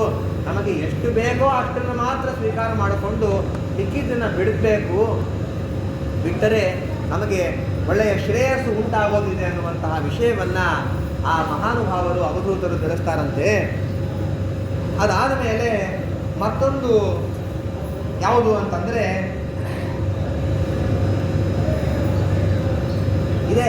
ಈ ಮೀನಿನಿಂದ ನಾವು ಕಲಿಬೇಕಾದೇನು ಅಂತಂದರೆ ಜಿಹ್ವಾ ಚಾಪಲ್ಯ. ಜಿಹ್ವಾ ಚಾಪಲ್ಯ. ನಾವು ಒಂದು ಪಕ್ಷದಲ್ಲಿ ನಾನೇನು ನೋಡೋದಿಲ್ಲ, ಒಂದಿಷ್ಟು ದಿನ ನಾನೇನು ನೋಡೋದಿಲ್ಲ ಅಂತ ಕಣ್ಣಿಗೆ ಬಟ್ಟೆಯನ್ನು ಕಟ್ಕೋಬೋದು. ಅಥವಾ ನಾನು ಸುಗಂಧವನ್ನು ಮಾತ್ರ ಸ್ವೀಕಾರ ಮಾಡ್ತೀನಿ, ದುರ್ಗಂಧವನ್ನು ಸ್ವೀಕಾರ ಮಾಡೋದಿಲ್ಲ ಅಂತ ಮೂಗನ್ನೂ ನಾವು ನಿಯಮನ ಮಾಡ್ಬೋದು. ನಾನು ಕೇಳಿದರೆ ಹರಿಕಥೆಗಳನ್ನು ಮಾತ್ರ ಕೇಳ್ತೀನಿ ಅಂತ ಈ ರೀತಿಯಾಗಿ ಮನೆಯಲ್ಲೇ ಕೂತ್ಕೊಂಡು ಸ್ವಲ್ಪ ದಿನಗಳವರೆಗೆ ಕಿವಿಯನ್ನೂ ನಿಗ್ರಹವನ್ನು ಮಾಡಬಹುದು. ಅಥವಾ ನಾನು ನನ್ನ ಕೈಯಿಂದ ಮುಟ್ರೆ ಪರಮಾತ್ಮನ ಸ್ಪರ್ಶವನ್ನು, ಸಾಲಿಗ್ರಾಮ ಸ್ಪರ್ಶವನ್ನು, ಶುದ್ಧ ವಸ್ತುಗಳನ್ನು ಮಾತ್ರ ಮುಟ್ತೇನೆ, ಅಶುದ್ಧವಾದಂತಹ ಅಯೋಗ್ಯವಾದಂತಹ ವಸ್ತುಗಳನ್ನು ಮುಟ್ಟೋದಿಲ್ಲ ಅಂತ ರೀತಿಯಾಗಿ ಸಂಕಲ್ಪವನ್ನು ಮಾಡಿ ಸ್ವಲ್ಪ ದಿನಗಳವರೆಗೆ ನಾವು ಕೈಯನ್ನು ನಿಗ್ರಹ ಮಾಡ್ಬೋದು. ಹೊರಗೆ ಹೋಗಲ್ಲ ಅಂತ ಕಾಲನ್ನು ನಿಗ್ರಹವನ್ನು ಮಾಡ್ಬೋದು. 6 ಇಂದ್ರಿಯಗಳಲ್ಲಿ ಎಲ್ಲ ಇಂದ್ರಿಯಗಳನ್ನು ನಾವು ಬೇಕಾದರೆ ಸ್ವಲ್ಪ ತಡೆಯಬಹುದು, ನಿಗ್ರಹ ಮಾಡಬಹುದು. ಆದರೆ ನಾಲಿಗೆಯನ್ನು ನಿಗ್ರಹ ಮಾಡದೇ ಇರಲಿಕ್ಕೆ ಯಾರಿಗೂ ಆಗೋದಿಲ್ಲ. ಏನು ಕಾಣಿಸ್ತದೋ ಅದನ್ನು ಮೊದಲು ಬಾಯಿಗೆ ಹಾಕಿಬಿಡ್ಬೇಕು, ಏನು ಸಿಗುತ್ತೋ ತಿಂದುಬಿಡ್ಬೇಕು. ಅದನ್ನು ಜಿಹ್ವಾ ಚಾಪಲ್ಯ ಅಂತಂತಾರೆ. ಆ ಜಿಹ್ವಾ ಚಾಪಲ್ಯ ಅಂತ ಅನ್ನೋದು ಇರಬಾರ್ದು. ಹಾಗಾಗಿ ನಿಜವಾದಂತಹ ವೈರಾಗ್ಯವನ್ನು ಸಂಪಾದನೆ ಮಾಡಬೇಕಾದ ವ್ಯಕ್ತಿ ಮೊಟ್ಟ ಮೊದಲು ಮಾಡಬೇಕಾದ್ದೇನು ಅಂತಂದರೆ ಜಿಹ್ವಾ ಚಾಪಲ್ಯವನ್ನು ತಾನು ಬಿಡಬೇಕು. ಮೀನಿನ ಹಣೆ ಬರಹನೂ ಅದೇ ರೀತಿ ಆಗಿದೆ. ಕಂಡದ್ದನ್ನು ತಿನ್ನಬೇಕು ಅನ್ನುವಂತಹ ಜಿಹ್ವಾ ಚಾಪಲ್ಯದಿಂದ ಹೋಗಿ ಸಿಕ್ಕಾಕೊಂಡಿದೆ. ಹಾಗೆ ನಾವು ಜಿಹ್ವಾ ಚಾಪಲ್ಯವನ್ನು ಬಿಟ್ಟು ವಿಷಯ ಭೋಗವನ್ನು ಮಾಡದೆ ಸಮಾಧಾನದಿಂದ ಇರಬೇಕನ್ನುವಂತಹ ವಿಷಯವನ್ನು ಮೀನಿನಿಂದ ಕಲಿಯಬೇಕು ಅಂತ ರೀತಿಯಾಗಿ ಆ ಮಹಾನುಭಾವರು ತಿಳಿಸ್ತಾರಂತೆ. ಅದಾದ ಮೇಲೆ ಮತ್ತೊಂದು ಗುರು ಯಾರು ಅಂತಂದರೆ ಪಿಂಗಳ ಅನ್ನುವಂತಹ ವೇಶ್ಯಾಸ್ತ್ರಿ. ಆ ವೇಶ್ಯಾಸ್ತ್ರಿ ಏನು ಮಾಡ್ತಿದ್ಲು ಅಂತಂದರೆ, ವೇಶ್ಯೆ ಅಂತಂದ ಮೇಲೆ ತನಗೆ ಏನು ಬೇಕಾಗಿದ್ದೇನು ಅಂತಂದರೆ ಹಣವನ್ನು ಮಾತ್ರ ಸಂಪಾದನೆ ಮಾಡಲಿಕ್ಕೆ ಮಾತ್ರನೇ ತನ್ನ ದೇಹವನ್ನು ಮಾರಾಟ ಮಾಡಿಕೊಂಡು ಜೀವನ ಮಾಡ್ತಾ ಇರ್ತಾಳೆ. ನೋಡ್ರಿ, ಯಾರೂ ಕೂಡ ದೇವತೆಗಳಾಗಲಿಕ್ಕೆ ಸಾಧ್ಯ ಇಲ್ಲ. ಪ್ರತಿಯೊಬ್ಬರಿಗೂ ಕೂಡ ಮುಪ್ಪು ಬರೋದೆ, ವಯಸ್ಸಾಗೋದೆ, ದೇಹದಲ್ಲಿ ಕಾಂತಿ ಕಡಿಮೆ ಆಗ್ತದೆ, ಶಕ್ತಿ ಕಡಿಮೆ ಆಗ್ತದೆ, ಪ್ರತಿಯೊಂದು ಕೂಡ ಕಡಿಮೆ ಆಗ್ತದೆ. ಹಾಗಾಗಿ ಆ ಪಿಂಗಳ ಅನ್ನುವಂಥ ವೇಶ್ಯಾಸ್ತ್ರಿ ಏನು ಮಾಡಿದ್ಲು ಅಂತಂದರೆ, ಬಹಳ ದಿನಗಳವರೆಗೆ ತಾನು ತನ್ನ ದೇಹದಲ್ಲಿ ಎಷ್ಟುವರೆಗೆ ಕಾಂತಿ ಇರ್ತಿತ್ತೋ, ಎಷ್ಟರವರೆಗೆ ಶಕ್ತಿ ಇರ್ತಿತ್ತೋ ಅಷ್ಟು ದಿನಗಳವರೆಗೆ ಪ್ರತಿಯೊಬ್ಬರ ಹತ್ರ ಹಣವನ್ನು ದೇಹ ವಿಕ್ರಯವನ್ನು ಮಾಡ್ತಾ ದುಡ್ಡನ್ನು ಸಂಪಾದನೆ ಮಾಡ್ತಿದ್ದು. ಯಾವಾಗ ದೇಹದಲ್ಲಿ ಕಾಂತಿ ಕಮ್ಮಿ ಆಯಿತು, ದೇಹದಲ್ಲಿ ಶಕ್ತಿ ಕಮ್ಮಿ ಆಯಿತೋ ಆವಾಗ ಎಲ್ಲರೂ ಅವಳ ಹತ್ರ ಬರೋದು ಬಿಟ್ಬಿಟ್ರು. ಎಲ್ಲರೂ ಅವಳ ಹತ್ರ ಬರೋದು ಬಿಟ್ಟ ಮೇಲೆ ಅವಳಿಗೆ ಅನ್ನಿಸ್ತಂತೆ, ಆವಾಗ ಅವಳಿಗೆ ಬುದ್ಧಿ ಬಂತಂತೆ. ಏನು ಬುದ್ಧಿ ಬಂತು ಅಂತಂದರೆ, ನಾವು ಇಷ್ಟುವರೆಗೆ ಇರತಕ್ಕಂತಹ ದೇಹ, ಆ ದೇಹವನ್ನು ನಾನು ಅಲ್ಲದ ಸಲ್ಲದ ವಿಷಯಗಳಿಗೆ ನಾನು ಹಾಕಿ ಕೆಟ್ಟ ಕೆಲಸವನ್ನು ಮಾಡಿ ಹಣ ಸಂಪಾದನೆ ಮಾಡಿದೆ. ಅದರಿಂದ ಬಂದದ್ದಾದರೂ ಏನು, ಇನ್ನು ಹೋದದ್ದೆಲ್ಲವೂ ಕೂಡ ನನಗೆ ಎಲ್ಲ ದೇಹದಿಂದ ಸಮಯ ಎಲ್ಲ ಹಾಳಾಯಿತು ನನಗೆ. ಹಾಗಾಗಿ ನಾನು ಇಂತಹ ತಪ್ಪು ಕೆಲಸವನ್ನು ಮಾಡಿಬಿಟ್ಟೆ ಅಂತಂದು ಆವಾಗಿಂದ ತಾನು ಮಾಡಬೇಕಾದ್ದೇನು ಅಂತಂದರೆ ಪರಮಾತ್ಮನ ಪಾದಸೇವೆಯನ್ನೇ ಮಾಡ್ತಾ, ಪರಮಾತ್ಮನ ನಾಮ ಸಂಕೀರ್ತನೆಯನ್ನು ಮಾಡ್ತಾ ನಾನು ಇರೋಣ ಅಂತ ರೀತಿಯಾಗಿ ತಾನು ಎಲ್ಲ ವಿಷಯಗಳ ತ್ಯಾಗವನ್ನು ಮಾಡುವಂತಹ ಏನು ದೇಹ ವಿಕ್ರಯ ರೂಪವಾದಂತಹ ಕೆಲಸವನ್ನು ಬಿಟ್ಟು ತಾನು ಹರಿಪಾದವನ್ನು ಸೇರಿದ್ದಾಳಂತೆ. ಹಾಗಾಗಿ ನಾವು ಕೂಡ ಏನು ಮಾಡಬೇಕು ಅಂತಂದರೆ, ಯಾವುದೋ ಒಂದು ಪರಸ್ತ್ರೀ ಕಾಮವನ್ನು ಮಾಡೋದು, ಪರಪುರುಷ ಕಾಮವನ್ನು ಮಾಡೋದು, ನನ್ನದಲ್ಲದಂತಹ ವಿಷಯವನ್ನು ನನ್ನದಲ್ಲದನ್ನು ನಾನು ಪಡೆಯಬೇಕನ್ನುವಂತಹ ಒಂದು ಆಸೆಗೆ, ಉದ್ವೇಗಕ್ಕೆ ಒಳಗಾಗದೆ ಬಂದ ಭಾಗ್ಯವನ್ನು ಪರಮಾತ್ಮನಿಗೋಸ್ಕರವಾಗಿ ವಿನಿಯೋಗವನ್ನು ಮಾಡಿ ಸಾಧನೆಯನ್ನು ಮಾಡಿಕೊಳ್ಳಬೇಕು ಅನ್ನುವಂಥ ನಿಟ್ಟಿನಲ್ಲಿ ಆ ಪಿಂಗಳ ಸ್ತ್ರೀ ಹೇಳುವಂಥ ಮಾತನ್ನು ಹೇಳ್ತಾರಂತೆ. ಅಹೋ ಮೇ ಮೋಹವಿತತಿಂ ಪಶ್ಯತಾ ವಿಜಿತಾತ್ಮನಃ ಯಾ ಕಾಂತಾದ ಸತಃ ಕಾಮಾನ್ ಕಾಮಯೇ ಏನ ಪಾಲಿಶ. ನಿಜವಾಗಲೂ ಬುದ್ಧಿವಂತರು ಯಾರು ಗೊತ್ತಾ? ಸಣ್ಣ ಮಕ್ಕಳಂತೆ. ನಿಜವಾಗಲೂ ಚೈಲ್ಡಿಶ್ ಯಾರು ಅಂತಂದರೆ ನಾವಂತೆ. ಚೈಲ್ಡಿಶ್ ಥರ ಬಿಹೇವ್ ಮಾಡೋರು ನಾವು, ಬುದ್ಧಿವಂತರಾಗಿ ವ್ಯವಹಾರವನ್ನು ಮಾಡೋರು ಮಕ್ಕಳು. ಯಾಕೆ ಅಂತಂದರೆ ಮಕ್ಕಳೆಲ್ಲರೂ ಕೂಡ ಏನು ಮಾಡ್ತಾರೆ ಅಂತಂದರೆ ತಿನ್ನಿಸಿದಾಗ ತಿಂತಾರೆ, ಮಲಗಿಸಿದಾಗ ಮಲಗ್ತಾರೆ, ಆಮೇಲೆ ಅವ್ರ ಪಾಟಿಗೆ ಅವರು ಆಟ ಆಡ್ತಾ ಓಡಾಡ್ತಾ ಇರ್ತಾರೆ. ಯಾವುದೇ ವಿಧವಾದಂತಹ ಜಗತ್ತಿನಲ್ಲಿರ್ತಕ್ಕಂತಹ ವಾರ್ತೆಗಳಿಗೆ ವಿಷಯಗಳಿಗೆ ತಾವು ಯಾವುದನ್ನು ನಾವು ಬಿಡಿಸಿಕೊಳ್ಳೋದಿಲ್ಲ, ತಂಪಾಟಿಗೆ ತಾವಿರ್ತಾರೆ. ನಾವು ಹುಚ್ಚರ ಥರ ಯಾವುದು ನಮ್ಮದಲ್ಲವೋ ಎಲ್ಲ ವಿಷಯವನ್ನು ಕೂಡ ನಮ್ಮ ಮೇಲೆ ಹಾಕಿಕೊಂಡು ನಾವು ಸಮಯವನ್ನು ಹಾಳು ಮಾಡಿಕೊಳ್ತಾ ಇದ್ದೀವಿ. ಅಂತಹ ಅಯೋಗ್ಯವಾದಂತಹ ಕೆಲಸವನ್ನು ಮಾಡಬಾರದು ಅನ್ನೋದನ್ನ ಪಿಂಗಳ ಸ್ತ್ರೀ ಗೊತ್ತಾಗಿ ತಾನು ಹೇಳ್ತಾಳಂತೆ. ಸಂತಂ ಸಮೀಪೇ ರಮಣಂ ರತಿಪ್ರದಂ ವಿತ್ತಪ್ರದಂ ನಿತ್ಯಮಿಮಂ ವಿಹಾಯ ಅಕಾಮದಂ ದುಃಖ ಭಯಾತಿ ಶೋಕ ಮೋಹಪ್ರದಂ ತುಚ್ಛಮಹಂ ಭಜೇಜ್ಞ. ನಾನು ಮಾಡುವಂತಹ ಕೆಲಸಕ್ಕೆ ಧಿಕ್ಕಾರ ಇವರಲ್ಲಿ. ಇಷ್ಟು ದಿನಗಳವರೆಗೆ ನಾನು ಪರಮಾತ್ಮನ ಯಾವುದನ್ನು ಮಾಡಬೇಕೋ, ಪರಮಾತ್ಮನ ಪಾದವನ್ನು ಸೇರಬೇಕೋ ಅಂತಹ ಸಾಧನೆಯನ್ನು ಮಾಡೋದು ಬಿಟ್ಟು ಅಯೋಗ್ಯವಾದಂತಹ ದೇಹ ವಿಕ್ರಯವಾದಂತಹ ಕೆಲಸವನ್ನು ಮಾಡ್ತಾ ಎಲ್ಲ ಸಮಯವನ್ನು ಹಾಳು ಮಾಡ್ಕೊಂಡ್ಬಿಟ್ಟೆ ಅಂತ ಹೇಳ್ತಾ ಒಂದು ಮಾತನ್ನು ಹೇಳ್ತಾಳಂತೆ. ಆಶಾಹಿ ಪರಮಾ ದುಃಖಂ. ಆಸೆ ಪಡೋಗಿಂತ ದೊಡ್ಡ ದುಃಖ ಯಾವುದೂ ಇಲ್ಲ. ದುಃಖ ಅಂತಂದರೆ ಬೇರೆ ಯಾವುದೋ ನನ್ನಲ್ಲಿ ಇಲ್ಲದೇ ಇರುವಂಥದ್ದು ದೊಡ್ಡ ದುಃಖ ಅಲ್ಲ, ಆಸೆ ಪಡೋದೇ ದೊಡ್ಡ ದುಃಖ ಅಂತೆ. ಏನೇನು ಆಸೆ ಪಡ್ತೀವೋ ಅದೇ ದೊಡ್ಡ ದುಃಖ. ಯಾಕೆ ಅಂತಂದರೆ ನಾವು ಒಂದನ್ನು ಆಸೆ ಪಡ್ತೀವಿ, ನಮಗೆ ಇನ್ನೊಂದು ಸಿಗ್ತದೆ. ಅನುಕೊಂಡಿದ್ದೊಂದು ಆಗಿದ್ದೊಂದು ಅಂತ.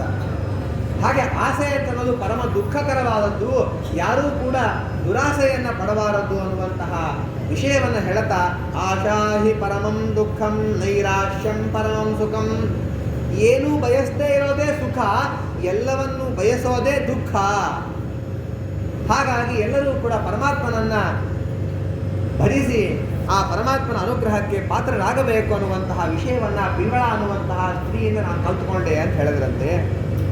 ಅದಾದ ಮೇಲೆ ಒಂದು ಪಕ್ಷಿ, ಕುರವ ಪಕ್ಷಿ ಅಂತ, ಅದೇನು ಮಾಡ್ತಿತ್ತು ಅಂತಂದರೆ, ಕುರವ ಪಕ್ಷಿಗಳು ಅಂತಂದಮೇಲೆ ಪ್ರಾಯಶಃ ಮೀನನ್ನು ಮಾಂಸವನ್ನು ತಿಂತಾ ಇರ್ತಕ್ಕಂಥದ್ದು ಇರ್ತದೆ. ಕೆಲವೊಂದು ಬೇರೆ ಬೇರೆ ಪಕ್ಷಿಗಳು ಇರ್ತದೆ.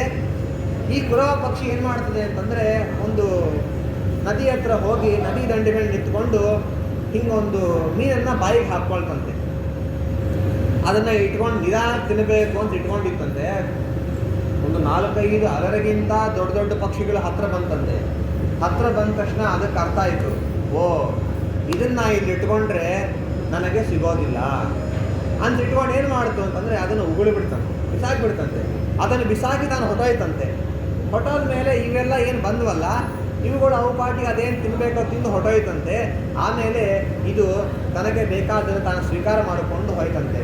ಹಾಗೆ ಇದರಿಂದ ನಾವು ಕಲಿಬೇಕಾದ ಏನು ಅಂತಂದರೆ, ಯಾವುದಾದ್ರೂ ಒಂದು ನಾವು ನಮ್ಮ ಹತ್ರ ಇಟ್ಕೊಂಡಾಗ ಅದರಿಂದ ಏನಾದರೂ ಹಾನಿ ಉಂಟಾಗ್ತಿತ್ತು, ಅದರಿಂದ ಏನಾದರೂ ಒಂದು ಜಗಳವಾಗ್ತಿತ್ತು, ಅದರಿಂದ ಏನಾದರೂ ಒಂದು ಪರಿಸ್ಥಿತಿ ವಿಷಮವಾಗ್ತಿತ್ತು ಅಂತಂದರೆ ಅದನ್ನು ಬಿಟ್ಬಿಡ್ಬೇಕಂತೆ.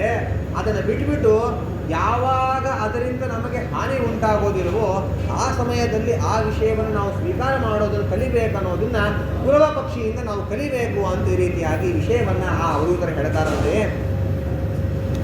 ಅದಾದ ಮೇಲೆ ಮತ್ತೊಂದು ಯಾವುದು ಅಂತಂದರೆ ಮಗುವಿನಿಂದ ನಾನು ಕಲಿತೆ. ಮಗು ಏನು ಮಾಡ್ತದೆ ಅಂತಂದರೆ, ಮಾನಾಪಮಾನಗಳು ಎನಗೇನು, ದೀನರಕ್ಷಕ ತಿರುಮಲ ವೆಂಕಟರಮಣ. ಹಾಗಾಗಿ ಯಾರೊಬ್ಬರು ಬೈದರೂ ಮಗು ಹತ್ರ ಹೋಗಿ, ಯಾರಾದರೂ ಬುದ್ಧಿ ಇರ್ತಕ್ಕಂಥ ಮಗು ಅಲ್ಲ, ಆಗ ತಾನೇ ಹುಟ್ಟಿರ್ತಕ್ಕಂಥ ಮಗು ಹತ್ರ ಹೋಗಿ ಅಂತ ಬೈದರೆ ಏನಾದರೂ ಅದಕ್ಕೆ ವಿಕಾರ ಆಗ್ತದಾ? ಅಥವಾ ಪ್ರೀತಿ ಮಾಡಿದ್ರೆ ಅದಕ್ಕೇನೋ ಆಗ್ತದಾ? ತಾನು ಯಾವಾಗ ಸಂತೋಷ ಪಡಬೇಕೋ ಆವಾಗ ಸಂತೋಷ ಪಡ್ತದೆ, ಯಾವಾಗ ತಾನು ದುಃಖ ಪಡಬೇಕೋ ಆವಾಗ ಮಾತ್ರ ದುಃಖ ಪಡ್ತದೆ. ಹಾಗಾಗಿ ಸಂತೋಷ ದುಃಖಗಳು ಯಾವ ಮನುಷ್ಯರ ಕೃತಿ ಸಾಧ್ಯವಲ್ಲ ಮಗುವಿನ ವಿಷಯದಲ್ಲಿ. ಹಾಗಾಗಿ ಮಗುವಿನಂತೆ ನಾವೇನು ಮಾಡಬೇಕು ಅಂತಂದರೆ, ಮಾನ ಯಾರೋ ಬೈದರು ಅಂತ ಅವರ ಮೇಲೆ ವಾಪಸ್ಸು ನಾವು ಅವ್ರ ಮೇಲೆ ಪ್ರಹಾರವನ್ನು ಮಾಡಿ ಇದಕ್ಕೆ ಸೇಡು ತೀರಿಸ್ಕೊಳ್ಳೇಬೇಕು ಅಂತ ಎಲ್ಲವನ್ನೂ ಬಿಟ್ಟು ಇದು ಮಾಡೋದಲ್ಲ. ಅಥವಾ ಯಾರೋ ಹೊಗಳಿದ್ರು ಅಂತ ಇನ್ನಿಷ್ಟು ಹೊಗಳಿಸ್ಕೋಬೇಕಂತ ರೀತಿಯಾಗಿ ಮಾನ ಅಪಮಾನಗಳಿಗೆ ಯಾವುದಕ್ಕೂ ತಾನು ಮನಸ್ಸನ್ನು ಕೊಡದೆ ಪರಮಾತ್ಮನನ್ನು ಚಿಂತನೆಯನ್ನು ಮಾಡಬೇಕನ್ನುವಂಥ ವಿಷಯವನ್ನು ಮಗುವಿನಿಂದ ಕಲಿಯಬೇಕು ಅಂತ ರೀತಿಯಾಗಿ ನಾವು ಹೇಳಿದ್ರಂತೆ. ಅದಾದ ಮೇಲೆ ಒಬ್ಬ ಹುಡುಗಿಯಿಂದ ನಾನು ಒಂದು ವಿಷಯವನ್ನು ಕಲ್ತ್ಕೊಂಡೆ ಅಂತ ಹೇಳಿದ್ರಂತೆ.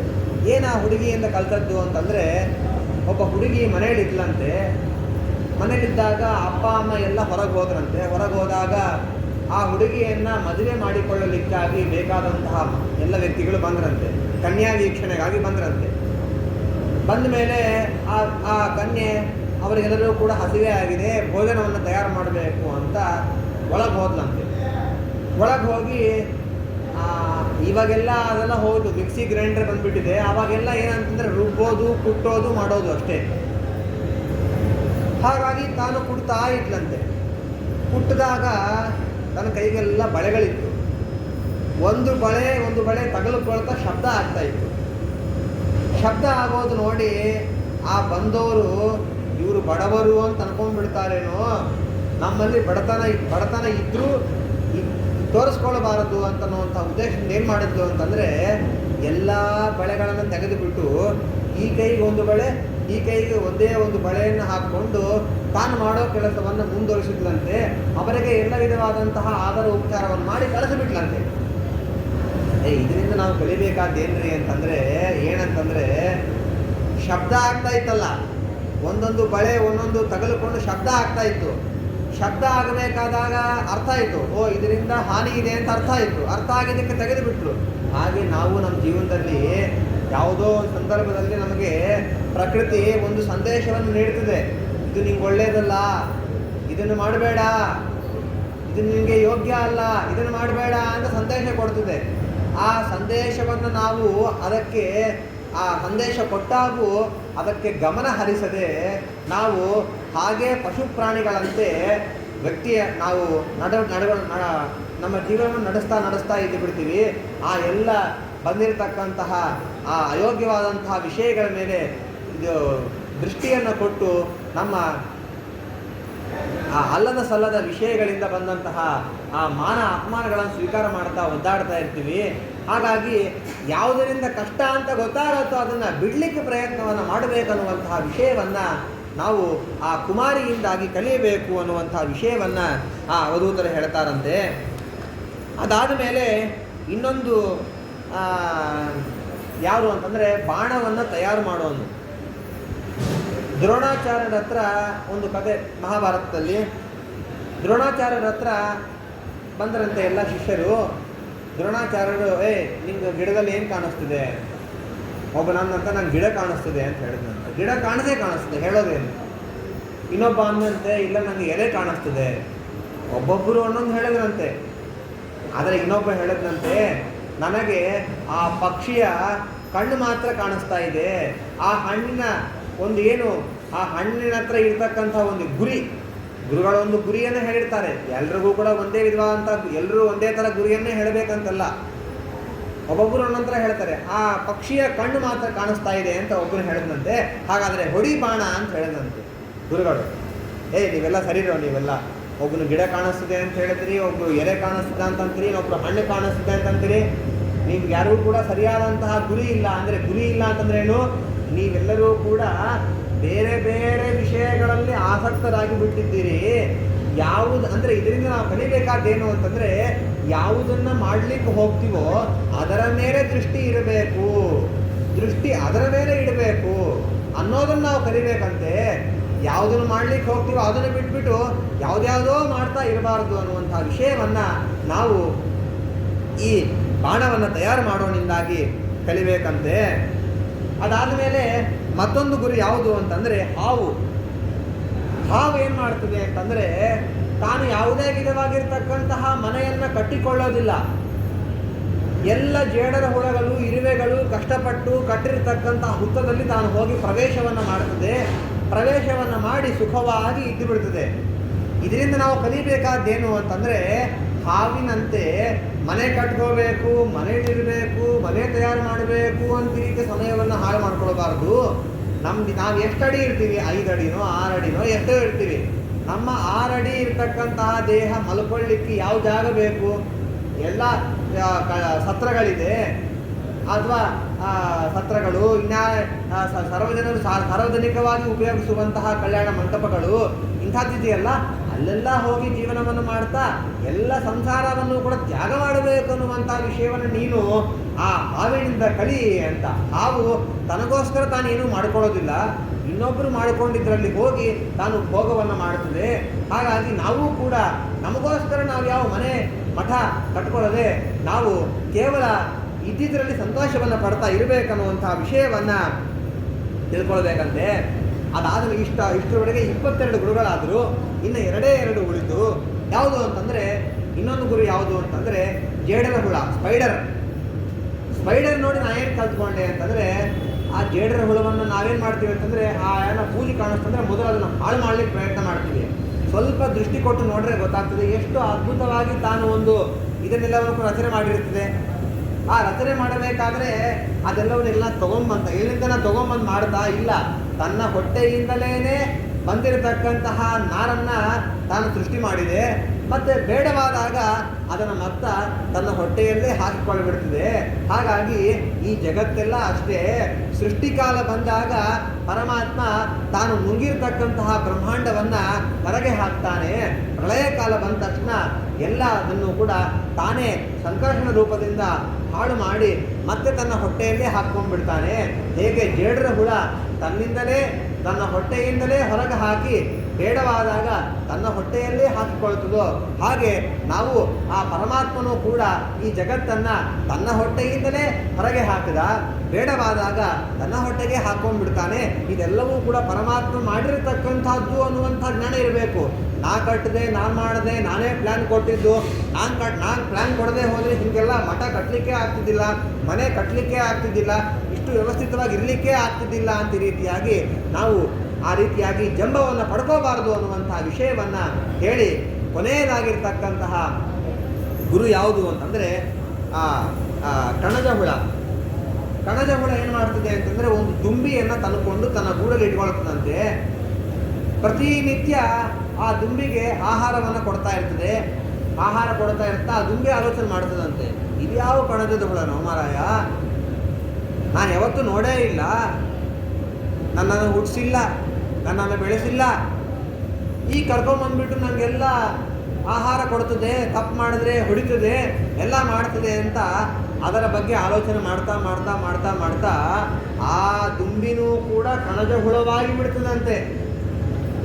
ಹಾಗೆ ನಾವು ಏನು ಮಾಡಬೇಕು ಅಂತಂದರೆ, ನಾವು ಆ ಕಣಜ ಹುಳವನ್ನು ನೋಡಿ ಕಲಿಯಬೇಕಾದ್ದೇನು ಅಂತಂದರೆ, ನಾವು ಯಾವುದೋ ಅಲ್ಲದ ಸಲ್ಲದ ವಿಷಯಗಳು ನಮ್ಮದಲ್ಲ, ಹೆಂಡತಿ ನಮ್ಮದಲ್ಲ, ಮಕ್ಕಳು ನಮ್ಮದಲ್ಲ, ಹಣ ನಮ್ಮದಲ್ಲ, ಮನೆ ನಮ್ಮದಲ್ಲ, ಮಠ ನಮ್ಮದಲ್ಲ, ಬಟ್ಟೆ ನಮ್ಮದಲ್ಲ, ಬ್ರೇಸ್ಲೆಟ್ ನಮ್ಮದಲ್ಲ, ಯಾವುದೂ ನಮ್ಮದಲ್ಲ, ನಮ್ಮದಲ್ಲದಂತಹ ವಿಷಯಗಳ ಮೇಲೆ ಆಸಕ್ತಿಯನ್ನು ಪಡ್ತಾ ಪಡ್ತಾ ಪಡ್ತಾ ಜೀವನವನ್ನು ಹಾಳು ಮಾಡಿಕೊಳ್ತೀವಿ.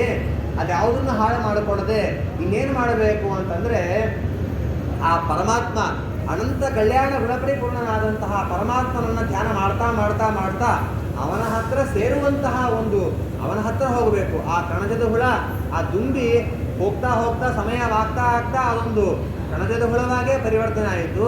ಹಾಗೆ ನಾವು ಕೂಡ ಆ ಪರಮಾತ್ಮನ ಧ್ಯಾನ ಮಾಡ್ತಾ ಮಾಡ್ತಾ ಮಾಡ್ತಾ ಆ ಪರಮಾತ್ಮನನ್ನೇ ಸೇರಬೇಕೇ ಹೊರತು ನಾವು ಯಾವುದೋ ಒಂದು ಈ ಸಂಸಾರದಲ್ಲಿ ಇಲ್ಲೇ ಒದ್ದಾಡ್ತಾ ಇದೇ ಐಹಿಕವಾದಂತಹ ಸುಖ, ಇದೇ ನನಗೆ ಅಮೃತ ಅಂತ ಅನ್ಕೊಂಡ್ಬಿಟ್ಟು ಯಾವುದೋ ಸಂದರ್ಭದಲ್ಲಿ ನಮಗೆಲ್ಲ ಒಂದು ತಿಂಗಳವರೆಗೆ ಬೇಕಾಷ್ಟು ದುಡ್ಡು ಬರೋದು, ಬೇಕಾಷ್ಟು ಎಲ್ಲ ಲಾಭಗಳು ಬರೋದು ನೋಡಿ, ನಾ ಈ ಜಗತ್ತಿನಲ್ಲೇ ಇಲ್ಲೇ ಇದ್ದು ಬಿಡೋಣ, ಆರಾಮಾಗಿ ತಿನ್ಕೊಂಡು ಉಣ್ಕೊಂಡು ಆರಾಮಾಗಿರ್ಬೋದು ಅಂತ ರೀತಿಯಾಗಿ ಅಂದ್ಕೊಳ್ಳದೆ ಪರಮ ಪಾವನವಾದಂತಹ ವೈಕುಂಠವನ್ನು, ಪರಮಾತ್ಮನ ಸ್ಥಾನವನ್ನು ಪಡೆಯಲಿಕ್ಕಾಗಿ ಬೇಕಾದಂಥ ಸಾಧನವನ್ನು ಮಾಡಿಕೊಳ್ತಾ ಇರಬೇಕನ್ನುವಂತಹ ಅದ್ಭುತವಾದಂತಹ ವಿಷಯವನ್ನು ಆ ಅವಧೂತರು ಆ ಉದ್ಧವನಿಗೆ, ಆ ಯದು ಮಹಾರಾಜನಿಗೆ ಹೇಳಿರ್ತಕ್ಕಂಥ ವಿಷಯವನ್ನು ಕೃಷ್ಣ ಪರಮಾತ್ಮ ಉದ್ಧವನಿಗೆ ಹೇಳಿ, ನೋಡಪ್ಪ ಉದ್ಧವ, ನೀನು ಕೂಡ ಇದೇ ರೀತಿಯಾಗಿ ನಮ್ಮ ಪೂರ್ವಜ ವಂಶದಲ್ಲಿ ಬಂದಂತಹ ಇಂತಹ ಯದು ಮಹಾರಾಜನಿಗೆ ಆ ಮುನಿ ಮಾಡಿರುವಂತಹ ಉಪದೇಶವನ್ನು ನೀನು ಕೂಡ ತಿಳಿದುಕೊಂಡು ನೀನು ಸಾಧನೆಯನ್ನು ಮಾಡಿಕೊಂಡು ನನ್ನ ಪರಮ ಪಾವನವಾದಂತಹ ಸನ್ನಿಧಾನಕ್ಕೆ ನೀನು ಮತ್ತೆ ಬಾ ಅಂತ ಈ ರೀತಿಯಾಗಿ ಆ ಪರಮಾತ್ಮ ತಿಳಿಸ್ತಾನಂತೆ. ತುಂಬ ವಿಷಯಗಳು ಏಕಾದಶ ಸ್ಕಂದದಲ್ಲಿ ಇದೆ, ಇನ್ನೂ ಮುಂದೆ ತುಂಬ ವಿಷಯಗಳಿದೆ, ಭಿಕ್ಷು ಗೀತಾ ಇದೆ. ಆದರೆ ಅದು ಯಾವುದನ್ನು ಹೇಳಲಿಕ್ಕೆ ಸಮಯವಿಲ್ಲ. ಎಷ್ಟು ದಿನ ಕೊಟ್ಟರೂ ಕೂಡ ಸಾಲದು. ಭಾಗವತದ ನಿಜವಾದಂತಹ ತತ್ವ ಎಲ್ಲವೂ ಕೂಡ ಎಲ್ಲಿದೆ ಅಂತಂದರೆ ಏಕಾದಶ ಸ್ಕಂದದಲ್ಲಿಯೇ ಆ ಪರಮಾತ್ಮ ಎಲ್ಲವನ್ನೂ ಕೂಡ ಇಟ್ಟುಬಿಟ್ಟಿದ್ದಾನೆ. ಅಷ್ಟು ಅದ್ಭುತವಾದಂತಹ ಏಕಾದಶ ಸ್ಕಂದದ ತತ್ವಗಳನ್ನು ಇಷ್ಟರವರೆಗೆ ತಿಳಿಲಿಕ್ಕೆ ಪ್ರಯತ್ನವನ್ನು ಮಾಡಿದ್ದೇವೆ ಅಂತ ಹೇಳ್ತಾ ಈ 2 ವಾಕ್ಕುಸುಮಗಳನ್ನು ಭಗವಂತನ ಪಾದಗಳಲ್ಲಿ ಸಮರ್ಪಣೆಯನ್ನು ಮಾಡ್ತೀನಿ. ಶ್ರೀಕೃಷ್ಣಾರ್ಪಣಮಸ್ತು.